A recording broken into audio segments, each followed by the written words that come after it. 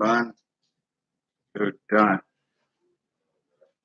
It's good done. Hallelujah. Hallelujah. Hallelujah. All praise, glory, and honor to the Most High, the Ancient of Days, the God of Abraham, Isaac, and Jacob, and honor, glory of his only begotten beloved Son. Another Monday quarterbacking live with Ak Ruben in the building. Shalom, family. Shalom, shalom, shalom. Y'all see the title. About let us praise or honor famous men. Sherry Meal. Shalom, Big Daddy. Look at y'all already on her cloud, man. That must be towards you, man. Oh, She'll never call me Daddy. That must be that must be towards you. But we're about to go into the memorial of our forefathers. You understand? Since this is the heathen so-called Memorial Day, and they're basically honoring or bringing into memory their dominance that they didn't had on this earth, especially here in America. You feel me? They're honoring their soldiers, they're honoring their fathers, they're honoring the dead. Uh, look at this shit, Sherry Meals, not her cloud. You dig? And we as Israelites honor our forefathers. We teach this history. We bring out, history a lot of people are actually scared of. But see, this type of knowledge and understanding, you need to be able to pass to your children. You understand? So they can grow up and understand who they are, and just not some American slave Negro whose origin is the plantation, and just busy popping fireworks on the 4th of July. Nothing liberating, nothing revolutionary. It's just this Negro is in a sunken place today, man, because he doesn't know who he is. You understand? So we're gonna bring in a memorial of our fathers on this heathen's Memorial Day, where everybody's feeling all proud and your back getting stiff because you see a veteran. You understand? And don't nobody ever talk about the righteous men of the Most High, such as Abraham, Isaac, Jacob, Enoch, Noah. You feel me? Messiah, the disciples, Isaiah, Jeremiah. Nobody talk about none of that. You feel me? Because when you get to talking about that, that's a whole nother paradigm. That's a whole nother consciousness that comes into play. You understand? Then your shorties would be like, dang, them our forefathers. Oh, okay, yeah, I can be righteous and powerful and great around here, man. You understand? So we're gonna bring out a few scriptures real quick. Let me get Job 8:8 real quick, Hebrew. Job 8:8. May the Most High bless all y'all for your prayers and y'all support. All praise, glory, and honor. But we want to bring out scripture on this so-called Memorial Day. You know, some of the people may be mad at you. You new into the faith and you ain't showing up and you ain't salute the elder in your family that's a veteran. You understand? So we're gonna go into these scriptures and show uh, the righteous acts of the Most High, what we are supposed to be rehearsing, and how we're supposed to remember the men who have sacrificed their lives so that you can just have a Bible today.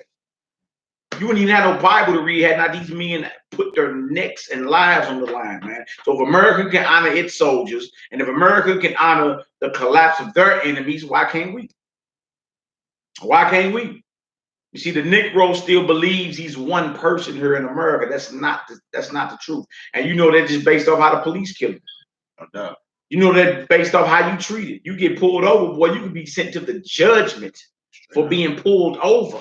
Now, where you see that? You understand? Like these heathens have bloody mouths. But one thing they do is honor their fathers. You feel me? They teach their children their history of their dominance over us. You see that? So we're gonna teach the history of our forefathers so our people can aspire to be righteous and understand that once we in line with the Most High, game over. Game over. All right, let me get Job 8:8 real quick, Hebrew. Job 8:8. Job chapter 8 and verse 8. Yeah. For inquire, I pray thee, of the former age. See, inquire, I pray thee of what? Of the former age. The former means the past. Now, if you don't have a past, then you don't exist. If you don't have a past, you don't have a history. So that means you do not exist. And that's why the Negro to the day is still popping fireworks on the 4th of July, still shooting his guns in the air on New Year's, still follow la la line on Christmas, getting fat as a damn hog on Turkey Day. Yeah. You understand? Doing everything that your oppressor does. And you wonder why you ain't seeing no type of revolution, especially a spiritual revolution, man. If you're doing everything your oppressor is doing, you might as well be your oppressor. You a heathen. All right. So it says, inquire, I pray thee, of what? The former age. So if we ask you who you are, you give me 2 continents or color. You feel me? Or in Black History Month, you talking about Negroes like Booker T. Washington. Marcus Garvey. What's that boy named? W.E.B. Du Bois. But you ain't running Isaiah, Jeremiah, Joshua, Samson.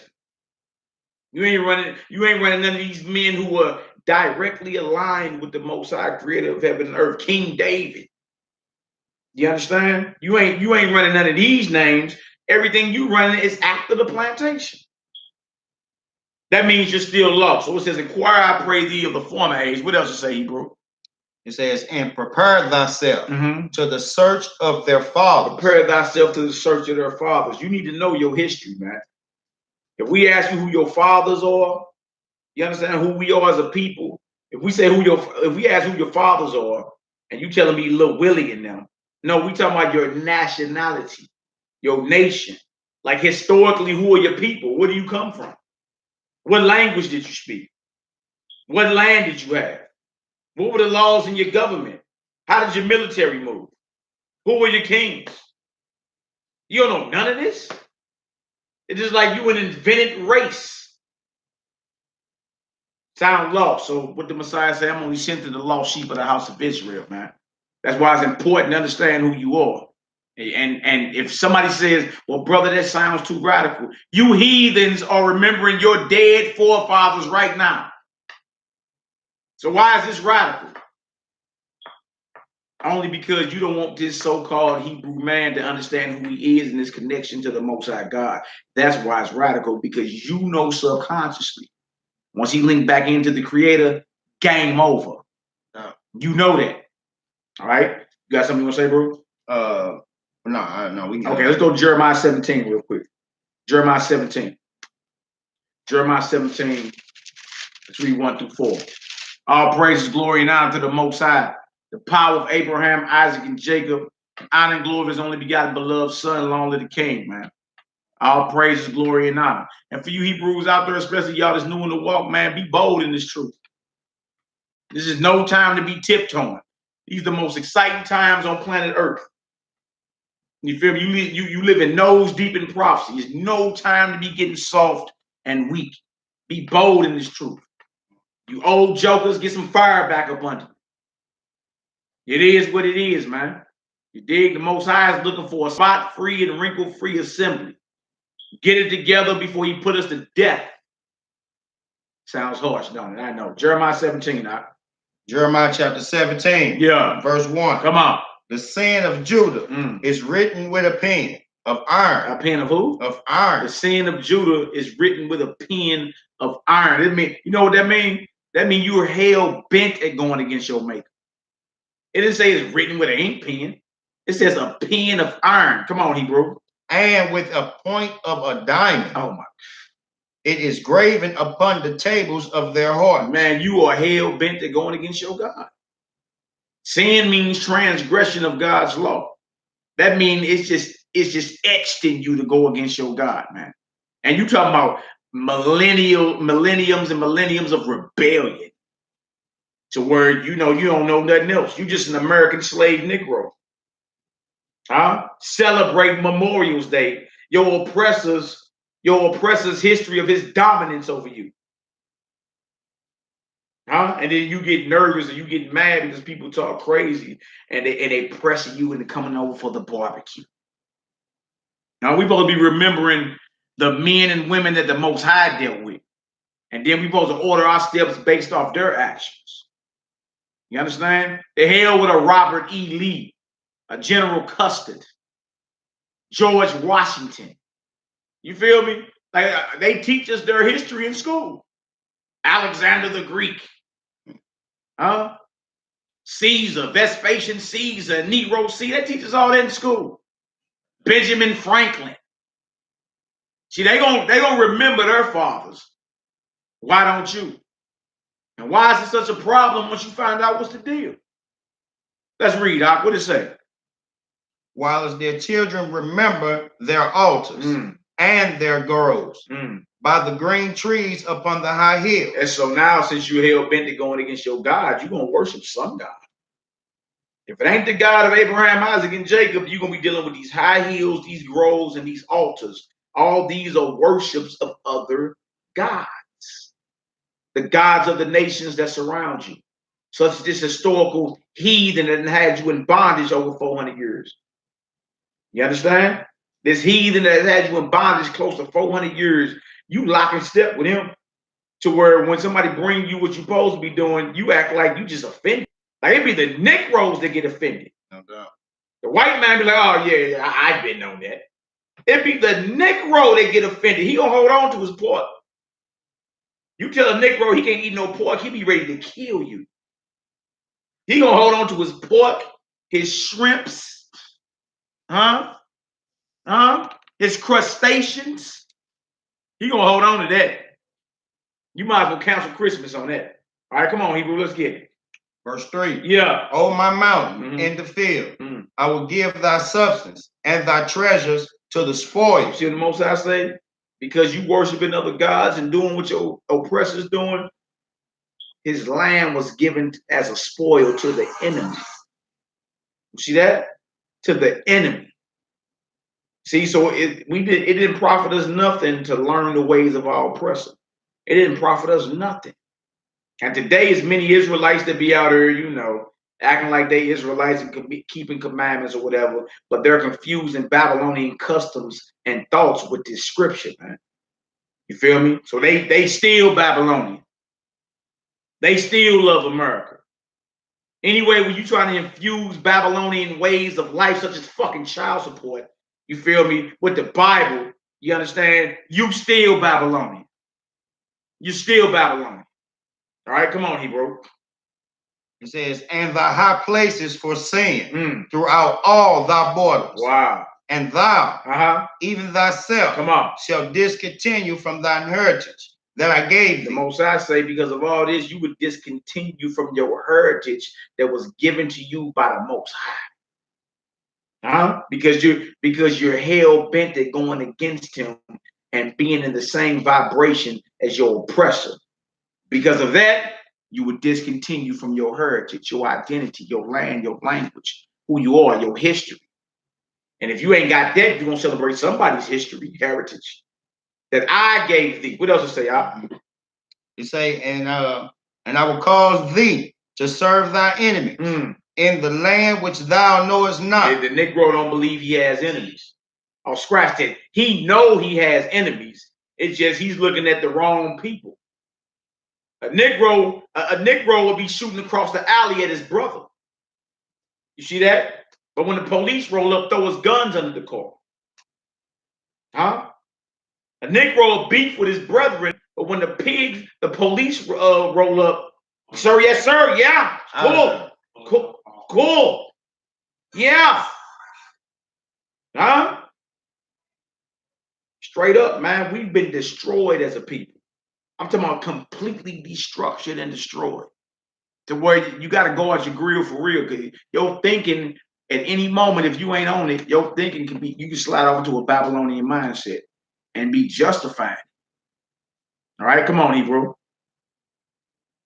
He says, and I will cause thee to serve thy enemies in a land which thou knowest not. No way. For ye have kindled a fire in my anger, which shall burn forever. Do you hear that? He said, you have kindled a fire in my anger, which shall burn forever. You see? And it says you're going to serve your enemies, not your friends. A Negro can't even tell you today who his enemy is for real. You tell the Negro, is master your enemy? Oh, man, he going to come up with a million excuses. Watch the tap dance. Watch the tap dance. He going to come up with a million excuses, man. You feel me? As if just because you cool with a few white folk, you understand, that erases 400 years of bondage, man. You understand? Like if it was a mandate put out to where everybody got to side with their own people, it don't matter how cool you is with this cat. They gonna have to go side with their people. They're not gonna pick you over them. It just is what it is, man. We got to learn to love one another. That's the problem. We don't love one another, meaning we don't keep the commands with each other and be sincere and stick to basic principles and codes. We don't do that, man. We don't do that. We be looking for a technicality and a loophole so we can snake our brethren. That's what we be looking for. You understand? And and mostly you got to do with Israelites, people that know. All right, that was that verse 4. Let me Proverbs 3. Proverbs 3, let me get 31 and 32. Proverbs 3, 31 and 32. Hey, Malak, come here.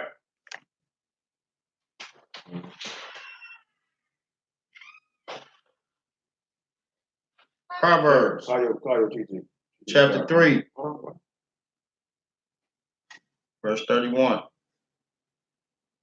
They're probably trying to come pick y'all up. Proverbs chapter 3, verse 31. It says, envy thou not the oppressor, Right.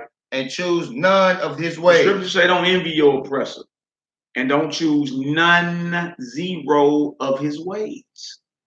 Y'all out there celebrating like them. You feel me? Feeling American like them. You might as well be them. You might as well be them. There is no in between. There is no gray area. I'm doing a video. There is no gray area. There is no in between. You understand? When will you stand up and be righteous? When will you stand up and be the righteous men and women that the Most High created you for? You see? Envy not your oppressor and choose none of his ways. And this is why. Next verse. For the froward is abomination to the Lord. You see that? You Negroes that's in league with this heathen, you're forward.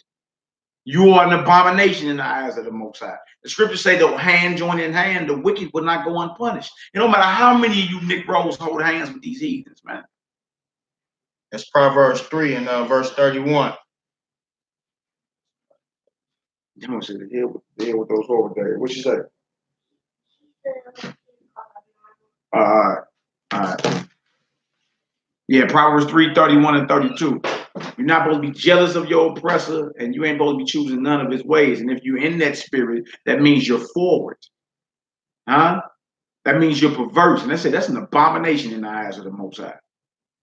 All right, come on, Hebrew. But his secret is with the righteous. His secret is with the righteous. Give me Proverbs 11 and 21 real quick. Proverbs 11 and 21.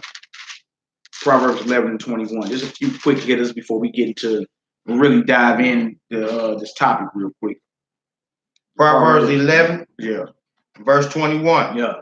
It says, though hand join in hand, come on, the wicked shall not be unpunished. Though hand join in hand, the wicked will not be unpunished, man. It don't matter how many of y'all hold hands and scream, we shall overcome. Though hand join in hand, the wicked will not go unpunished, man. You feel me? Stop holding hands with these heathens. And you Israelites start showing love to one another, like sincere, for real, man. Because that's what the Most High is looking for. And if we opposite of any of that, man, we his enemy. He about to open up real soon. You'll start seeing mass death like you ain't never seen before. And people gonna be crying, why? You know what, man? You know why? He been told you get yourself together. Gather yourself together before that decree comes. Hurry up. Strive to be on one accord, man. That's what we supposed to be doing. Via the scripture. All right? So though hand join in hand, the wicked will not go unpunished. That's a cold cut right there, man. That's a cold cut. Give me Proverbs 17 and 15, man. There's so many cuts up in these Proverbs and these Ecclesiasticus, these Sirachs. Oh, man. We need to learn to love our people, man. You feel me? Keeping the commandments in sincerity. Because some of the most black-hearted people you'll meet in this walk will be Israelites. Believe it or not. You understand? Believe it or not. Loophole Hebrews. Try to find a loophole in a technicality to justify their wickedness or to cover their transgressions. Some of the most wicked people you'll meet, such as Judas. Judas Iscariot, he was a Hebrew. Huh? The brothers that stoned Stephen in Acts 7, they were Hebrews. See that? And we still gotta love our brothers. Forgive them, Father, for they know not what they do. Ain't that something? All right, so Proverbs 17 and 15. What does it say, y'all? Proverbs 17, verse 15. Yeah. Says, he that justified the wicked. He that justifieth the wicked, this heathen is remembering their dominance over you. You understand? The most horrific bondage in the annals of world history. Right? And not just you, everywhere else they've been bombing. Everywhere else they've been bombing all over the globe since World War II. See, this heathen understand what it takes to be in power. And one of the things that it takes is also to remember. Memorial Day, remember. You understand? One of the things is never forget your history. They teach their children that while they eating they steak tartare at night. Hey, look, check it out. I had just seen this video today. Right on for your arm, Hebrew, J.A. Judah. Right on for the donation. May the Most High bless you. Go ahead, Hebrew. Oh, praise. Yeah, I had seen a video today though. You know, it was crazy. This video came out today, but it was going around, and what it had was a watermelon eating contest. And during the watermelon eating contest, the Israelite that ate that watermelon so fast, it was ridiculous. Heathens laughing like, "Yeah, I told you who was gonna win." It's ridiculous. It's the history that they was going over, and it's funny to these heathens. That's crazy, you know what I'm saying? They looking at it like that, like, you know, to us, to some of us, it was funny to look at an Israelite eat the watermelon the way it was. But when you look at the significance of why they're doing it and why they say we knew what was going to go on, you know what I'm saying? It's crazy. There was other heathens out there eating watermelon too. But what they knew for sure is the nigger level watermelon. Nigger level watermelon. Yeah. Nigger level watermelon. It's crazy. You know, and that's the original song for your bomb pop trucks. These ice cream trucks ride through the ghetto. That little subtle song. That's the original name of that song was Nigger Level Watermelon. And we grew up chasing behind the truck, trying to get ice cream sandwich or blow pop, popsicle. And the song they playing was made back in the early 1900s. It's called Nigger Level Watermelon. This heathen is subtle. You really don't know your enemy. Google or YouTube Nigger Level Watermelon and hit play. You know what I'm saying? Yeah, nigger level watermelon. That's crazy. You just brought that out, man. That's crazy. That's crazy as a mother. But I mean, look, the scripture said you're gonna serve your enemies. That's what it said. You was gonna serve your enemies in want of everything, man. Huh? Because you didn't want to serve the Most High with joy. Serve your enemies, huh? All right, so let's get into this, man. Let's get into Apocrypha. Did you read that Proverbs 17, 15? Yeah, 17, 15. Read that again for me. It says, he that justified the wicked, we ain't finished. And he that condemneth the just, even they both are an abomination to the Lord. If you justify the wicked but condemn the just, you an abomination in the eyes of the Most High, man. Right? And you condemn the just when you ain't got no type of scripture to bring out, but he's cast out as evil. That's condemning the just, man. Or you forget about the crimes of this heathen. You understand? Gator bait and all that. Huh? Birmingham, Alabama, blowing up churches. Tusker, Oklahoma. You understand? Bombing Black Wall Street. You forget about all that. You forget about all that. You understand? And then turn around and drop the hammer on somebody that's striving to be righteous. Scripture said you an abomination, man. We got the wrong mindset. We got the wrong mindset. You got the nerve to call us militant and rebellious, right? But when this heathen walk through the store with his Marine gear on, your back get tight, booty get tight. You understand? You're like, ooh, he in the armed forces. Huh? He in the armed forces. You respect the military of Babylon, but when you understand you're a nation and your nation, you know, Most High is raising up soldiers and warriors in these last days, that's too taboo. Abraham was a warrior. You know that, right? When they kidnapped his nephew Lot, he armed 318 men, servants of his, and they went and took down 5 kingdoms. So that means he was highly trained in the art of war, man. highly trained in it. But you don't want to teach your children this true history of theirs. Because it frightens the masses. It frightens the powers that be. You dig? So let's get to Sirach 44. We're going to go to first. Sirach 44, we're going to read 1 through 15. We're going to reflect on it a little bit, then we're going to continue. All right. In Sirach chapter 44 and verse 1. Mm-hmm. Say, let us now praise famous men. What kind of men? Famous men. This means praise or honor famous men. Now, you think we talking about Benjamin Franklin? Andrew Jackson? Huh? Harry S. Truman? Donald Trump? Right. What kind of men are worthy of honor and praise according to the Most High? And then you got to look at it like when you talk about this, because you got a lot of Israelite men who play the role, out of cut men that play the role. And I'm not just talking about conscious men. I'm talking about those who you turn on your TV. You turn on that TV, you see men who's supposed to be role model type men. You know what I'm saying? This is what you got. Because most of them men is taking it up the rear end. Illuminati guys. So they sold over to the devil.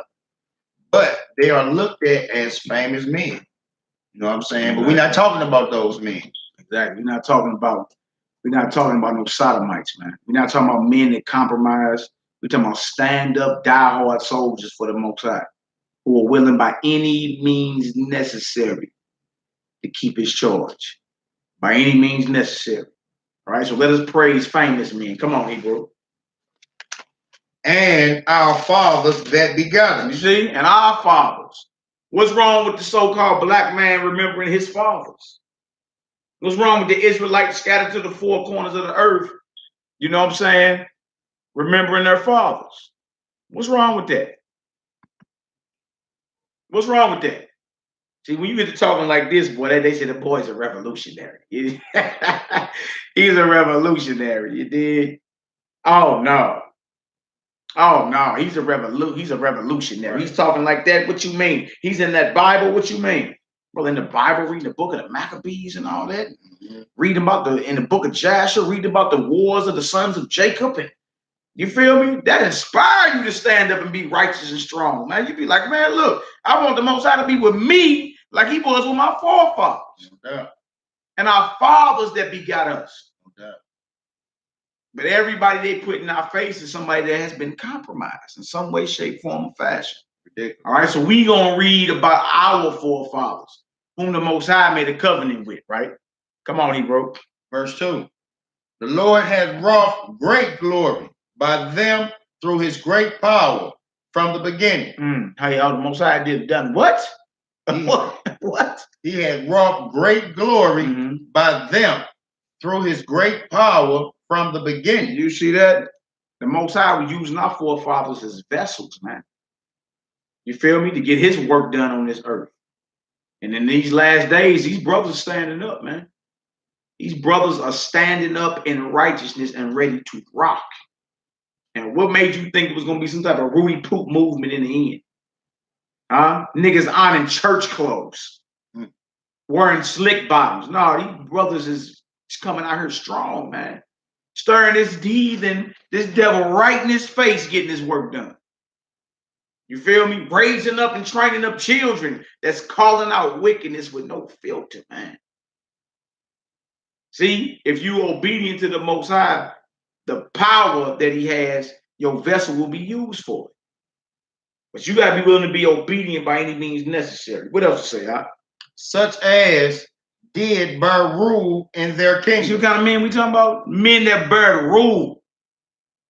Not men that compromised. Not men that went soft. Men that bear rule, man. They were given a charge by the Most High and they dropped the hammer. They was uncompromising. You understand? These the type of men that we supposed to be remembering. Why the heathen remembering? The heathen remember World War II and them dropping the bomb on Japan. Yeah. How in the hell are we radical? how are we radical? Who is this? He's the heathen on there. I don't know what all that means. Like cold talk. You gotta go. B. Yeah, I ain't playing no game. Anybody out of box getting hit today? All good. Rapid fire all day over. It's all good. Who is John SCX? Who is that? All right. Josh. Josh S. Oh, okay. Okay. But those said men that bear rule in their kingdoms, men that had dominion in their kingdoms. All right, come on. What else to say?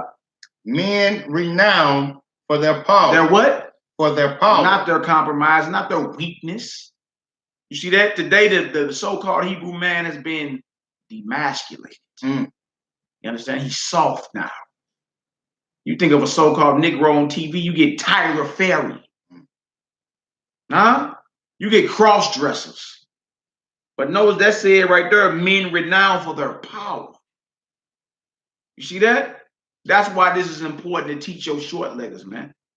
What else to say, Giving counsel by their understanding. You see what they giving counsel? Understanding what these scriptures. Can't be in no counsel, man. Ain't no scripture out. That's ungodly. What else to say, And declaring prophecy. Yeah, because that's the one thing about the Most High. You dig? That's one thing, that's one of many things that separate him from any other God. He dealing prophecy. He can tell you the past, present, and future. No doubt. You dig? And he'll tell you the future before it happened. And that way, when you know who's deep up in it, you can be like, dang, that's the word of the Most High. That's serious right there. Notice what kind of men we talking about. We talking about men that had dominion, were renowned for their power, gave counsel and understanding, and were declaring prophecies. These are the type of men we supposed to remember, Zion. While everybody else having a Memorial Day, while the heathen getting bored drunk and remembering his forefathers' dominance over you and the rest of the world. You understand? How about we remember our forefathers? Men who were strapped with the power of the Heavenly Father. You feel me? Men who ruled their kingdoms. Men who gave counsel and had understanding. We ain't read nothing about compromising men. We ain't read none of that. We talking about men that stood up and got their ink. You understand? Men that stood up and got their ink. And guess what? Thousands of years later, you still talking about it. You feel me? What you gonna fulfill your purpose or what? You just was here taking up space. You understand? Or you gonna make your mark while you on this earth? What you gonna do? You gonna make your mark, or you gonna just be some regular Joe Smo Israelite? Make your mark, man. That's what you here for. Turn this fire up, man. That's what you here for. What else to say, It says leaders of the people by their counsel and by their knowledge of learning meet for the people, wise and eloquent in their instruction. Yeah, because once you're dealing with the scripture, once you're dealing with the spirit of the Most High, that's what it is. You feel me? You're dealing with understanding and intelligence that's out of this world. You're dealing with power that's out of this world. That scares folk, man. You feel me? And it only scares you because you're on the opposite side. You should want to see all your brothers around here on one accord just like this. No doubt. You feel me? That make us a force to be reckoned with, man. Definitely. And we all shoulder to shoulder, uncompromising, strong, roaring out here. You understand? Determined to keep the order of the Most High by any means necessary. Oh, we. Man, that's what they feared in Egypt. Yeah. They think that amongst us is Israel in the land of Goshen. Knew for sure once they set war off that they set the children of Israel out first to go to war. Like, oh no, this is a problem. More than this is a help. This is a problem. These people steady multiplying like this. This is a force. We're gonna do something. Yeah. You know what I'm saying? So that's why things have to happen, because the heathen understands that this is a force. Yeah. You know what I'm saying? Once the coming of us together on one accord, they understand that this is a force. So something has to be done to stop it. Yeah. You know what I'm saying? Yeah. Yeah. Something got to be done. And if you're not remembering, you understand the righteous acts of the Most High's faithful elect, and you're not remembering how merciful and how mighty the Most High has been to us, that means you have forgotten. We're going to have some scriptures about forgetting too. You feel me? And that's why you don't remember these men. because this whole history has been blotted out of your conscience to where you don't identify yourself. You don't identify yourself as a son or a daughter of the Most High God. You don't walk around the earth as if you own it. You tiptoe. You understand? While your enemies all in your neighborhoods fleecing your communities, you tiptoe. You understand? While your woman is running you tiptoe. You tiptoe. You feel me? What everybody's trying to do is stop the inevitable. This Hebrew man will have his power again. And it ain't that far away. And when he get it again, he'll never lose it again. You understand? Everybody's trying to prolong the inevitable. Power's coming back to the princes of the Most High. You better believe it. You understand? And you compromising Negroes better watch how you're treating the anointed of the Most High. Real talk, man. You dig? The Most High is gonna set his men back in their proper position real soon. Oh, it's Kimberly Lily. I love you too, sister. Oh yeah, Kimberly Lily. Yeah, yeah, she bro out Ruben. Ruben Ben Oh, good. You from the house of David? That means we family then, Jose. All praises, glory, and honor. This Sherry Mills talking about they both fire. Y'all get out y'all flesh around here, man. We around here trying to get it in. Here you go. You now see. Hey, look, bring that down, Sherry Mills. You dig? You don't need to be lusting like that. That's out of bounds.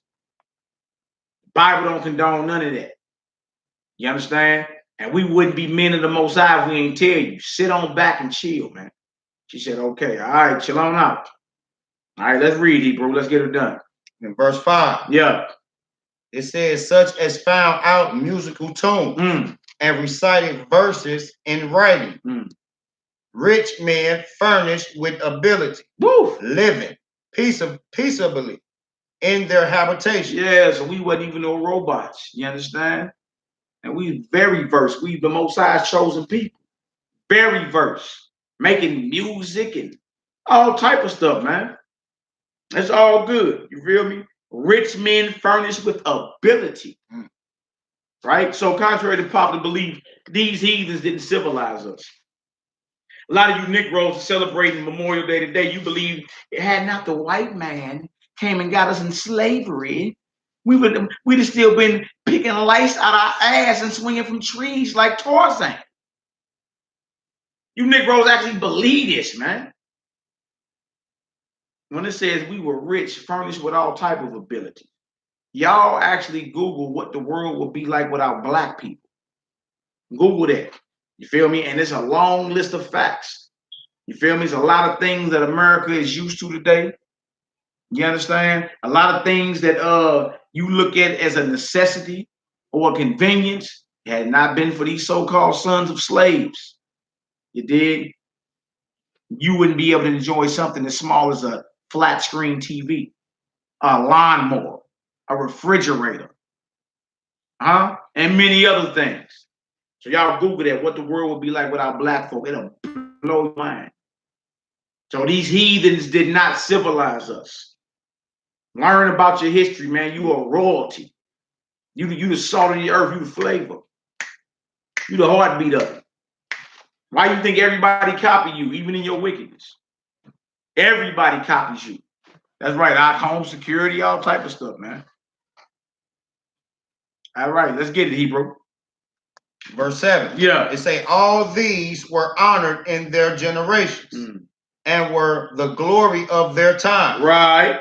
There be of them that have left a name behind them, that their praise might be reported. Yeah, so that's what we're doing today. You understand? Their honor and praise should be reported. How do we forget the men and women that the Most High were using as vessels all throughout world history? Our people. How do we forget that? Come on, Hebrew, let's get it. And some there be which have no memorial, who are perished as though they had never been. You see, they were talking about Memorial Day, right? You dig? And look, just to name a few is what we're going over today. And this ain't even everybody. You feel me? This ain't even everybody. Man. It's Right? like you got forefathers that put down a lot of fight. That names ain't even been mentioned. Ain't even been mentioned. Only in the books of heaven. But not in here. What you have is a summary. A summary of everybody. His brothers that was down that never get mentioned. They never get mentioned. You never know how hard they went. Yeah. It's just like even on this the sports type. It used to be a saying, for every Michael Jordan, there's 1,000 bros you never heard of. You understand? But he got reported on. You dig? But not everybody else was just as good. Or even better. You feel me? So consider it an honor. Consider it an honor for you to know in these last days who you are, man. You want to know where it's at in the Bible? It's in the book of Ecclesiasticus or the book of Sirach. Hold it up, people. Out the Apocrypha, which is part of the 1611 King James Bible. All right. Now, if you ain't got the 1611, you can order the Apocrypha right off Amazon. It's like $8. But when the Bible was translated in 1611, the Apocrypha is in her. So we in the book of Ecclesiasticus or Sirach, chapter 44. What verse you in? We in verse 9. All right, let me get back there real quick. Verse 9. All right, bing, bing, bang. All right, let's get it, Hebrew. I'm going to read that verse 9 again. It says, and some there be which have no memorial, who are perished as though they had never been, and are become as though they had never been born, and their children after them. Yeah, that's why it's important to remember what we can when it comes to our history, because there's a whole bunch of brothers and sisters who didn't get mentioned. That's why it's important. They lived through us, man. All right, come on now. But these were merciful men. These were what? Were merciful men. Right. Whose righteousness had not been forgotten. That's right. Come on. With their seed shall continually remain a good inheritance. For their children are within the covenant. Yeah, so we need to know who our fathers are, because if the covenant is with our fathers, then it's with who? It's with us. No doubt. You need to know you up under a blood covenant. You up under a covenant with the creator of heaven and earth. You need to know that. You need to know that, man. It has you thinking totally different. You vibrate different, you think different, you walk different, you speak different. Everything's different. And when I say different, I mean more righteous. See that? Come on, Hebrew, let's get it. It say, but the okay, right. Verse 11. No, verse 12. I've never been forgotten with all these. Okay, verse 12. Yeah. Their seed standeth fast, and their children for their sakes. Their seed shall remain forever. How long? Forever. See, these men that are in covenant with the Most High, thousands and thousands of years ago, it says their children will last forever. And that's why, yes, your worst nightmares come true. You feel me? The true descendants of Abraham, Isaac, and Jacob have woke up. You feel me? And standing bold in the face of these heathens and letting it be known to the four corners of the earth, we got next. No doubt. Come on, Hebrew. And the glory shall not be blotted out. And that's hard right there. So you know for sure that your work is not in vain, though. When we out here, we doing work, even if it went down to say that you wasn't considered a famous man. That's right. You know what I'm saying? Or even to be known, or even to be seen out here. You know what I'm saying? Just the fact of doing the work, being diligent inside the work, that your name won't be blotted out. That's enough to get you out there and at least spit the word. You know what I'm saying? Wake some people up, burn some fruit. That's right, man. You should be burning fruit all the time. If you a seed that landed on good ground, you ain't got no choice but to be fruitful, man. 30-fold, 60-fold, or 100-fold, but you should be burning fruit out here, man. Like, you shouldn't be no secret Hebrew. Everybody should know what's going on with you. Everybody. Feel me? Who you talking about? Mally, the Hebrew? Yeah. That's what. That ain't like I'm like this on camera, then off camera I'm some Steve Urkel, nigga. Who was Steve Urkel when he took his glasses off? He was Stefan Arkell Hebrews. Don't be a Stefan Arkell. You understand? And then you just, Steve Urkel in your regular life, twiddling your thumbs, man. You got to live this, man. You got to become this. Because that's what the Most High required. Y'all like that Stefan Arkell? Come on, Hebrew. Let's get her done. Verse 14 says, their bodies are buried in peace, but their name liveth forevermore. You see that? That's the type of mark you want to make on this earth, man. Yeah. So even if you die, look, it's like you're not dead. It's like you're not dead, should I say. Because your works that you put down, how fruitful you was. You left children out here, physically and spiritually. You got children out here, man. You spread seeds everywhere. You understand? Everybody that came across you was like, nah, something different about them brothers right there. You know what I'm saying? There's something different about you brothers right there. That's what we talking about, man. So that's why we're going to bring in memory, you understand, the memorial of our fathers, man. You know what I'm saying? Our people been too long not knowing who we are. We don't even know who we are no more. And we think our culture is drinking 40 ounces. That's our culture. We think our culture is gang culture. That's our culture. You understand? Instead of tribe culture. Like we come from the nation of Israel, and we different tribes, man. You feel me? Each tribe got its portion and got its own characteristics and gifts. Why we ain't claiming that? Let's get it, Hebrew. Verse 15. That's right, Bobby Thomas. We got to get it together. Come on. It says, verse 15, the people will tell of their wisdom, and the congregation will show forth their praise. You want to keep on going? Read it all the way out. Yeah, that right there was verse 15, right? So it's just letting it be known, just right out the gate, of these renowned men, these men of power, these merciful men. These men were rich, had all type of ability. You understand? They ruled their kingdoms. You feel me? Like these men names still ring bells to this very day. So what's up with that? Why we not remembering them? But you remember Chris Kyle, the sniper, the famous sniper. Huh? Come on, man. We got to make sure we're bringing into memory and remembering what the Most High has done for us.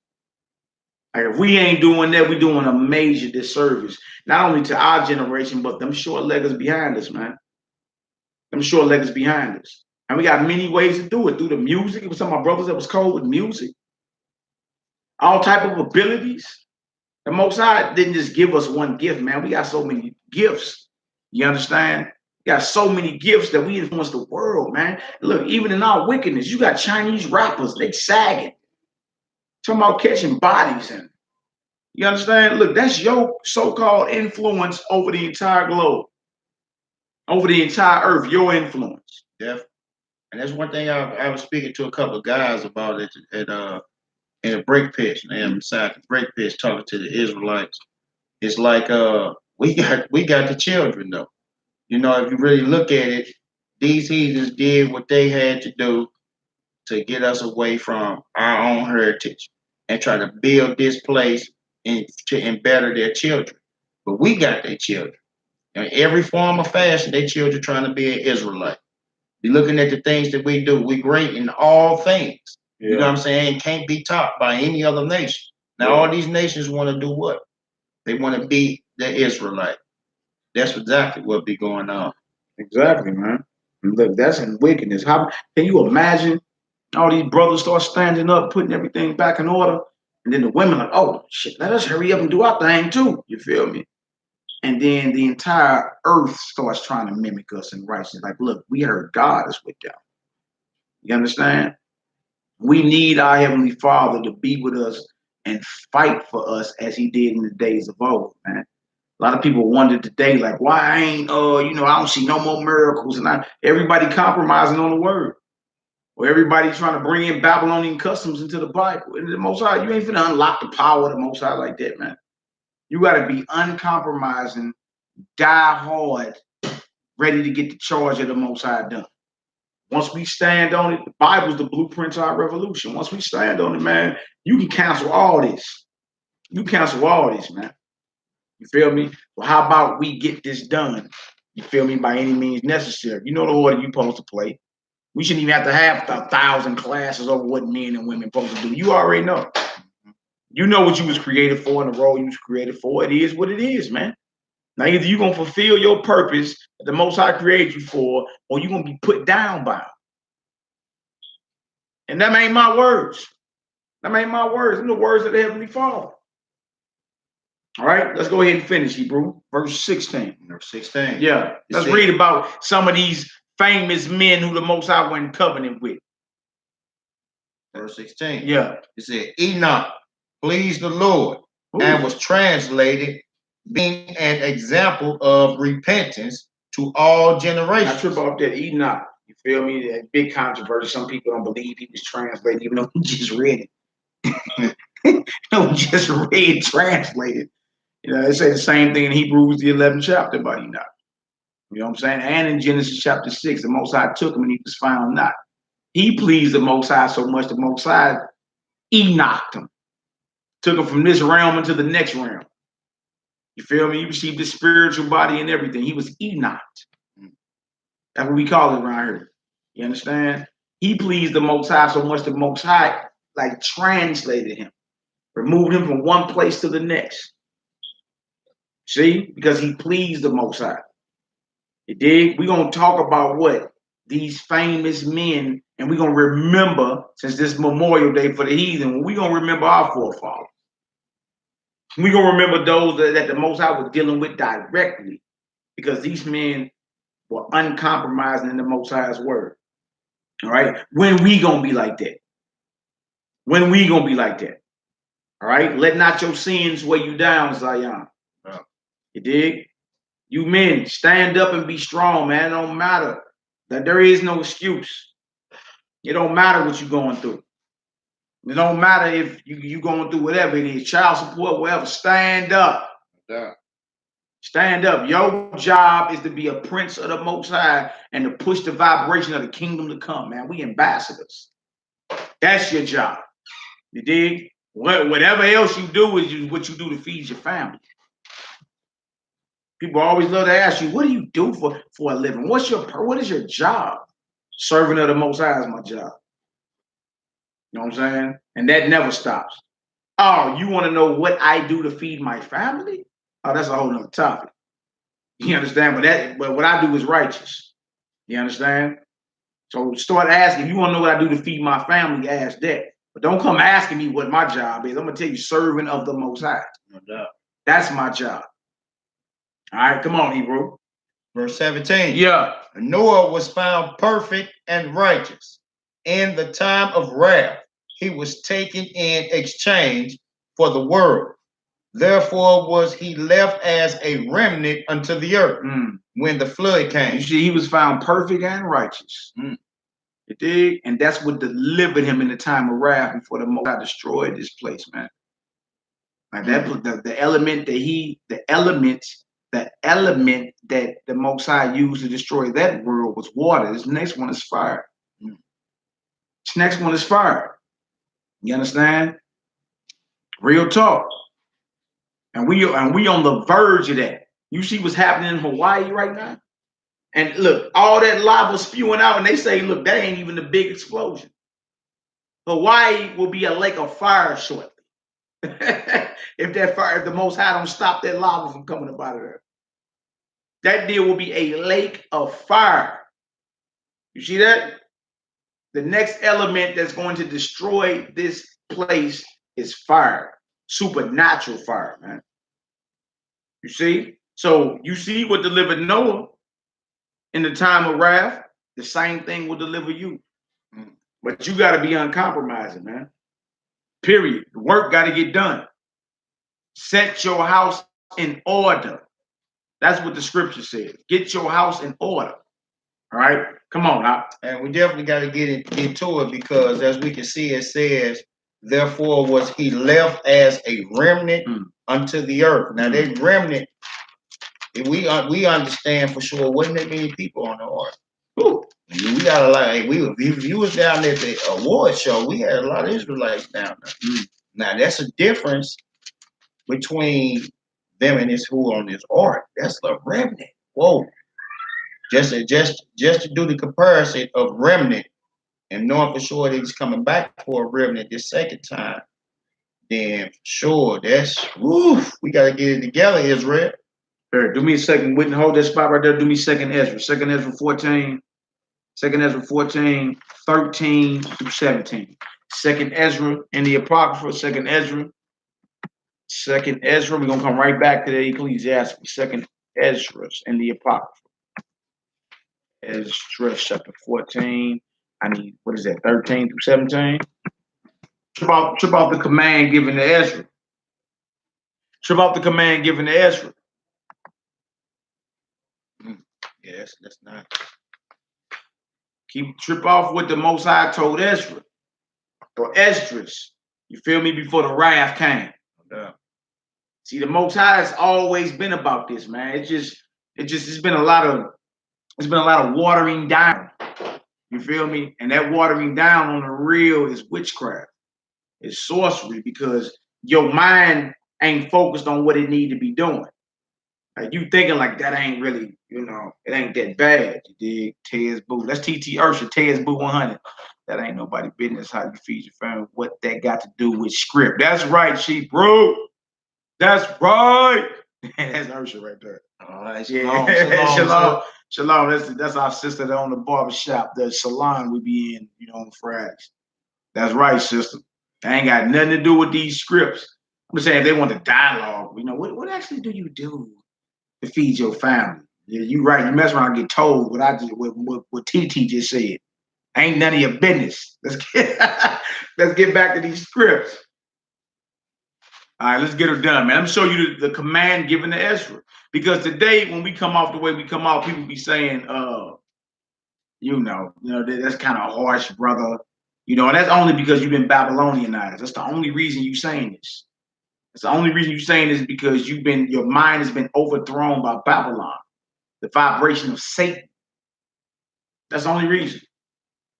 And the world ain't seen strong Hebrew men in over 2,000 years. It's shocking to most. Like, whoa, you feel me? But just because it's shocking to you don't mean that we got to let up off the gas, man. We have to get this done. No doubt. By any means necessary, right? So watch the command given to Ezra, another famous man in the scripture.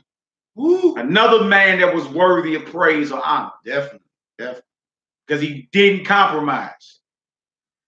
All right? Now, once you brothers stand up and don't compromise, watch how the Most High establish you. Watch how he'll establish you. It tells you right in the book of Psalm, he prepares a table for you in the midst of your enemies. He'll prepare a table right in the middle of your enemies.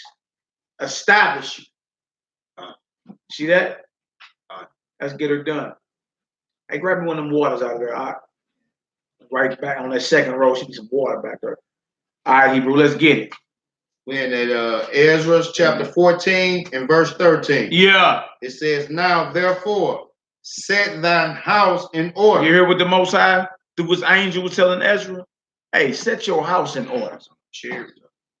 And reprove thy people. And do what to the people? Reprove thy people. That's what we're here for.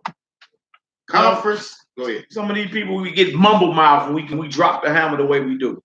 Everybody nervous and scared and doing secret calls. Hey, what's that about me? I don't want to call you. What's that about me?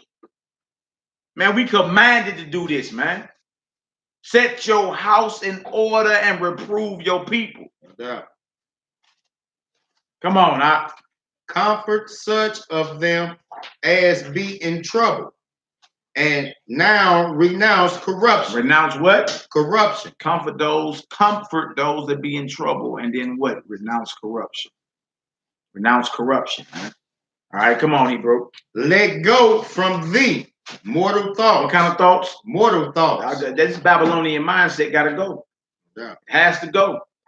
If you're going to set your house in order, if you're going to reprove your people, if you're going to comfort those that be in trouble, you're going to have to let go of mortal thoughts. Got to let it go. Got to let it go. Darkness and light can't dwell together. You cannot mingle Babylonian customs with these scriptures right here. It'll never work. You'll be even more confused. You'll be even more confused. What else to say? It says, cast away the burdens of man. Look at him say this. Clean up the east side and the north side. Yeah, I hear you. We gotta get our people's spirit right first. Yeah. All right. Cast away the what? It says, cast away the burdens of man. Right. Put off now the weak nature. You see, the mortal thoughts is called the weak nature in the Bible. You see that? Mortal thoughts, carnal thoughts.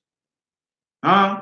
He tell you renounce corruption, set your house in order, reprove your people. That's a mandate from heaven. And we treat it like, well, technically we ain't got to do that because had this been going, this extra. When you gonna man up and do it? How about that?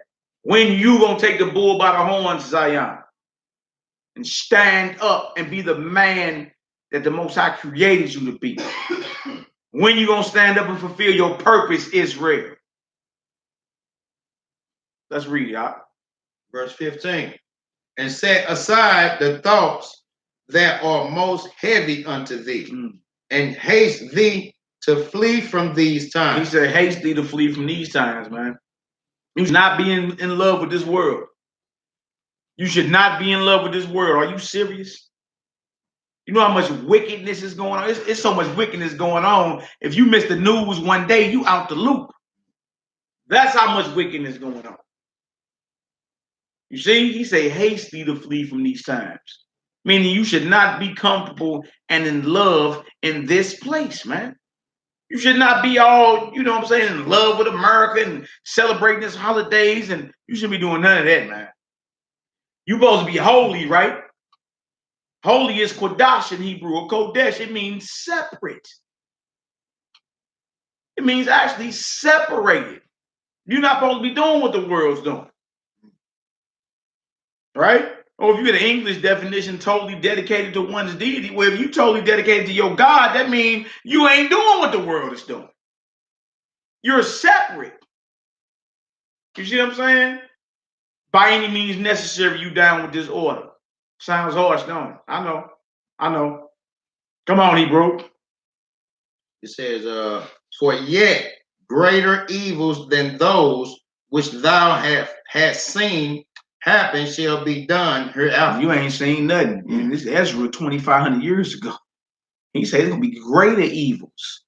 You think you done saw evil, it's greater evils coming. And we in the days of gender neutrality, gender selection, posthumanism, transhumanism, pedophilia running rampant, LGBTQZ, homosexuals, metrosexuals. They just coming up with definitions. Whatever lust floats your boat, it's all good, huh? You dig? He told Ezra it's going to be greater evils that come than you have seen. We living in them days. All right, come on, Hebrew. Verse 17. Yeah. For look, how much the world shall be weaker through age. So much the more shall evils increase upon them that dwell therein. You see that? How much more shall evil increase? You see that? On them that dwell therein. Real talk, man. We got to make sure we standing up, Hebrew. Come on, Hebrew. For the truth is fled far away, and leasing is hard at hand. For now hasted the vision to come, which thou hast seen. Let's get on back to that Sirach 44. I sneak in restrooms and steal women's shit and get your ass out of the lobster guy. I don't know where y'all coming from today, but you will get thrown head first off this chat. I'm not playing no games with nobody. I had to kick little Sherry about her too, talking about she like gay people. They do good her. You gotta go. You gotta go. Maybe somebody else would have let you get away with that because you a woman. You gotta go. Ain't playing no games with nobody that's on wickedness. Get the hell about here. All right, we back to Ecclesiasticus chapter 44. What verse you in, Ruban? In verse 44, we are in We in verse 18. 18. No, we in 19. Well, we in 18. We in 18. Sirach 44 and 18. We're not playing no games with nobody. Somebody else probably would allow you to stay because you're a woman. Not over here. Women get put in check. We love our women enough to tell them they going off. Sounds like you hate women. Yeah, right. I'm not no sodomite. I love women.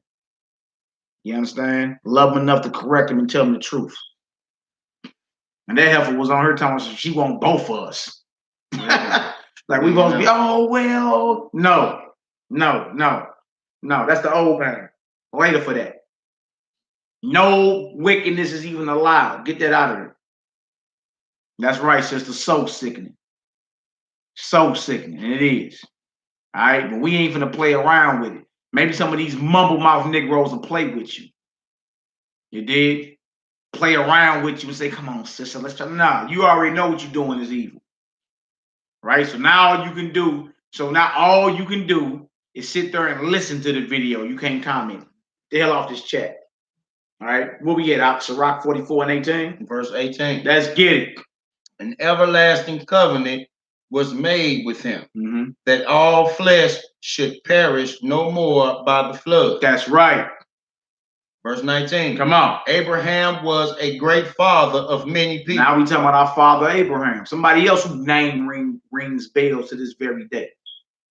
Somebody who's called a friend of the Most High. Why, when in Black History Month come up, nobody mentions Abraham?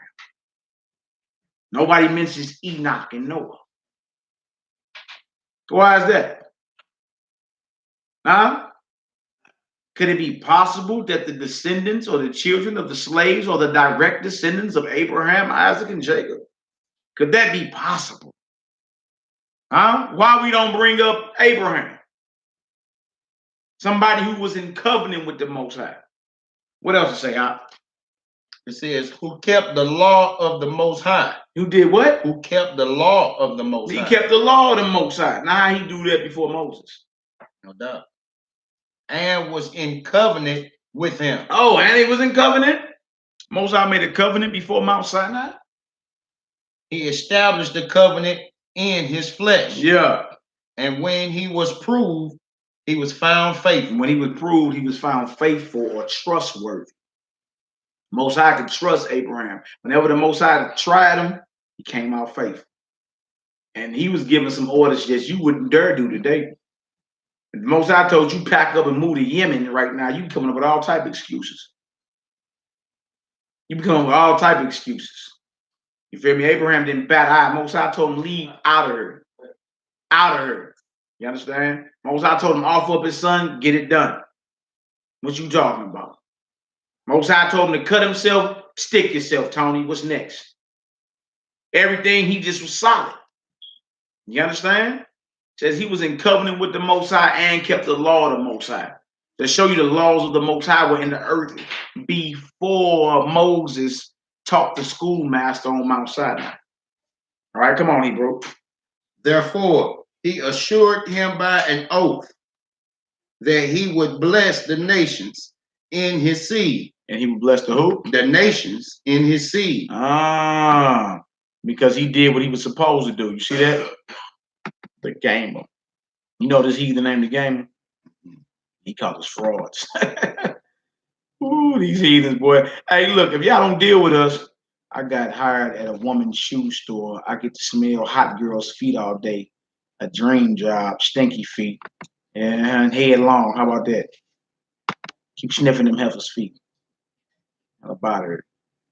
Playing no games with nobody today. You don't like the messages coming out, keep it moving. All right. Bang. All right, let's get it moving. Let's get it popping, Hebrew. It said, I'm gonna read that again. No. I'm gonna read that 21 again. Therefore, he assured him by oath that he would bless the nations in his seed, and that he would multiply him as the dust, and cause them to inherit as the dust of the earth, right? As the dust of the earth, and exalt his seed as the stars, and cause them to inherit from sea to sea, and from the river unto the utmost part of the land. That's why you think it's Israelites everywhere now. Why do you think we scattered to the four corners of the earth? It was based off the covenant the Most High made with Abraham. Bobby Thomas, may the Most High bless you, priest. May the Most High bless you. Bless you and your household. Hallelujah. Randy Myers. Agents. I don't know who you're talking about. But the reason why Israelites scattered to the four corners of the earth, you understand, is because of the covenant the Most High made with Abraham thousands of years ago. You see, so that shows you your righteousness. Your righteousness doesn't only affect you, you understand, but your seeds on down the line. You understand? It's like a ripple effect. You ever skip rocks in a lake or something?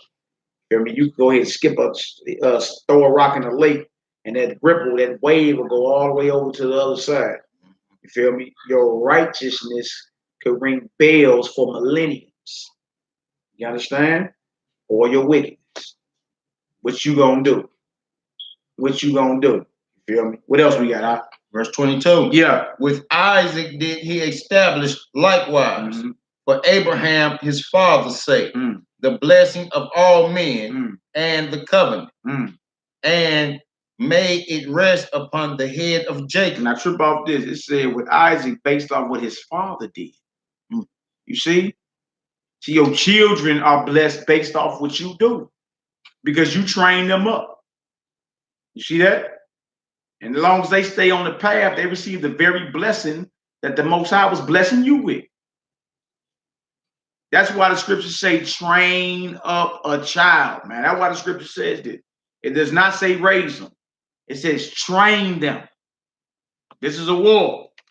You understand? When we gonna play it like the war is? All right? Come on, Hebrew, let's get it. He said, and made it rest upon the head of Jacob. He acknowledged him in his blessings and gave him an heritage and divided his portions among the 12 tribes.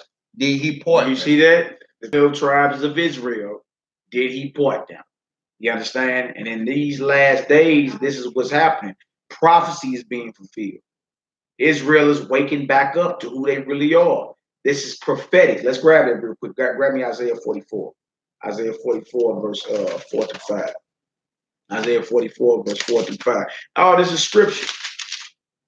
All this is scripture. Now, some people be like, you know, that's cute. You read the Bible. Anything but prophecy, huh? What we got going on is either prophetic, either the Most High called this down thousands of years ago, or this is just a coincidence. It's cute you read the Bible.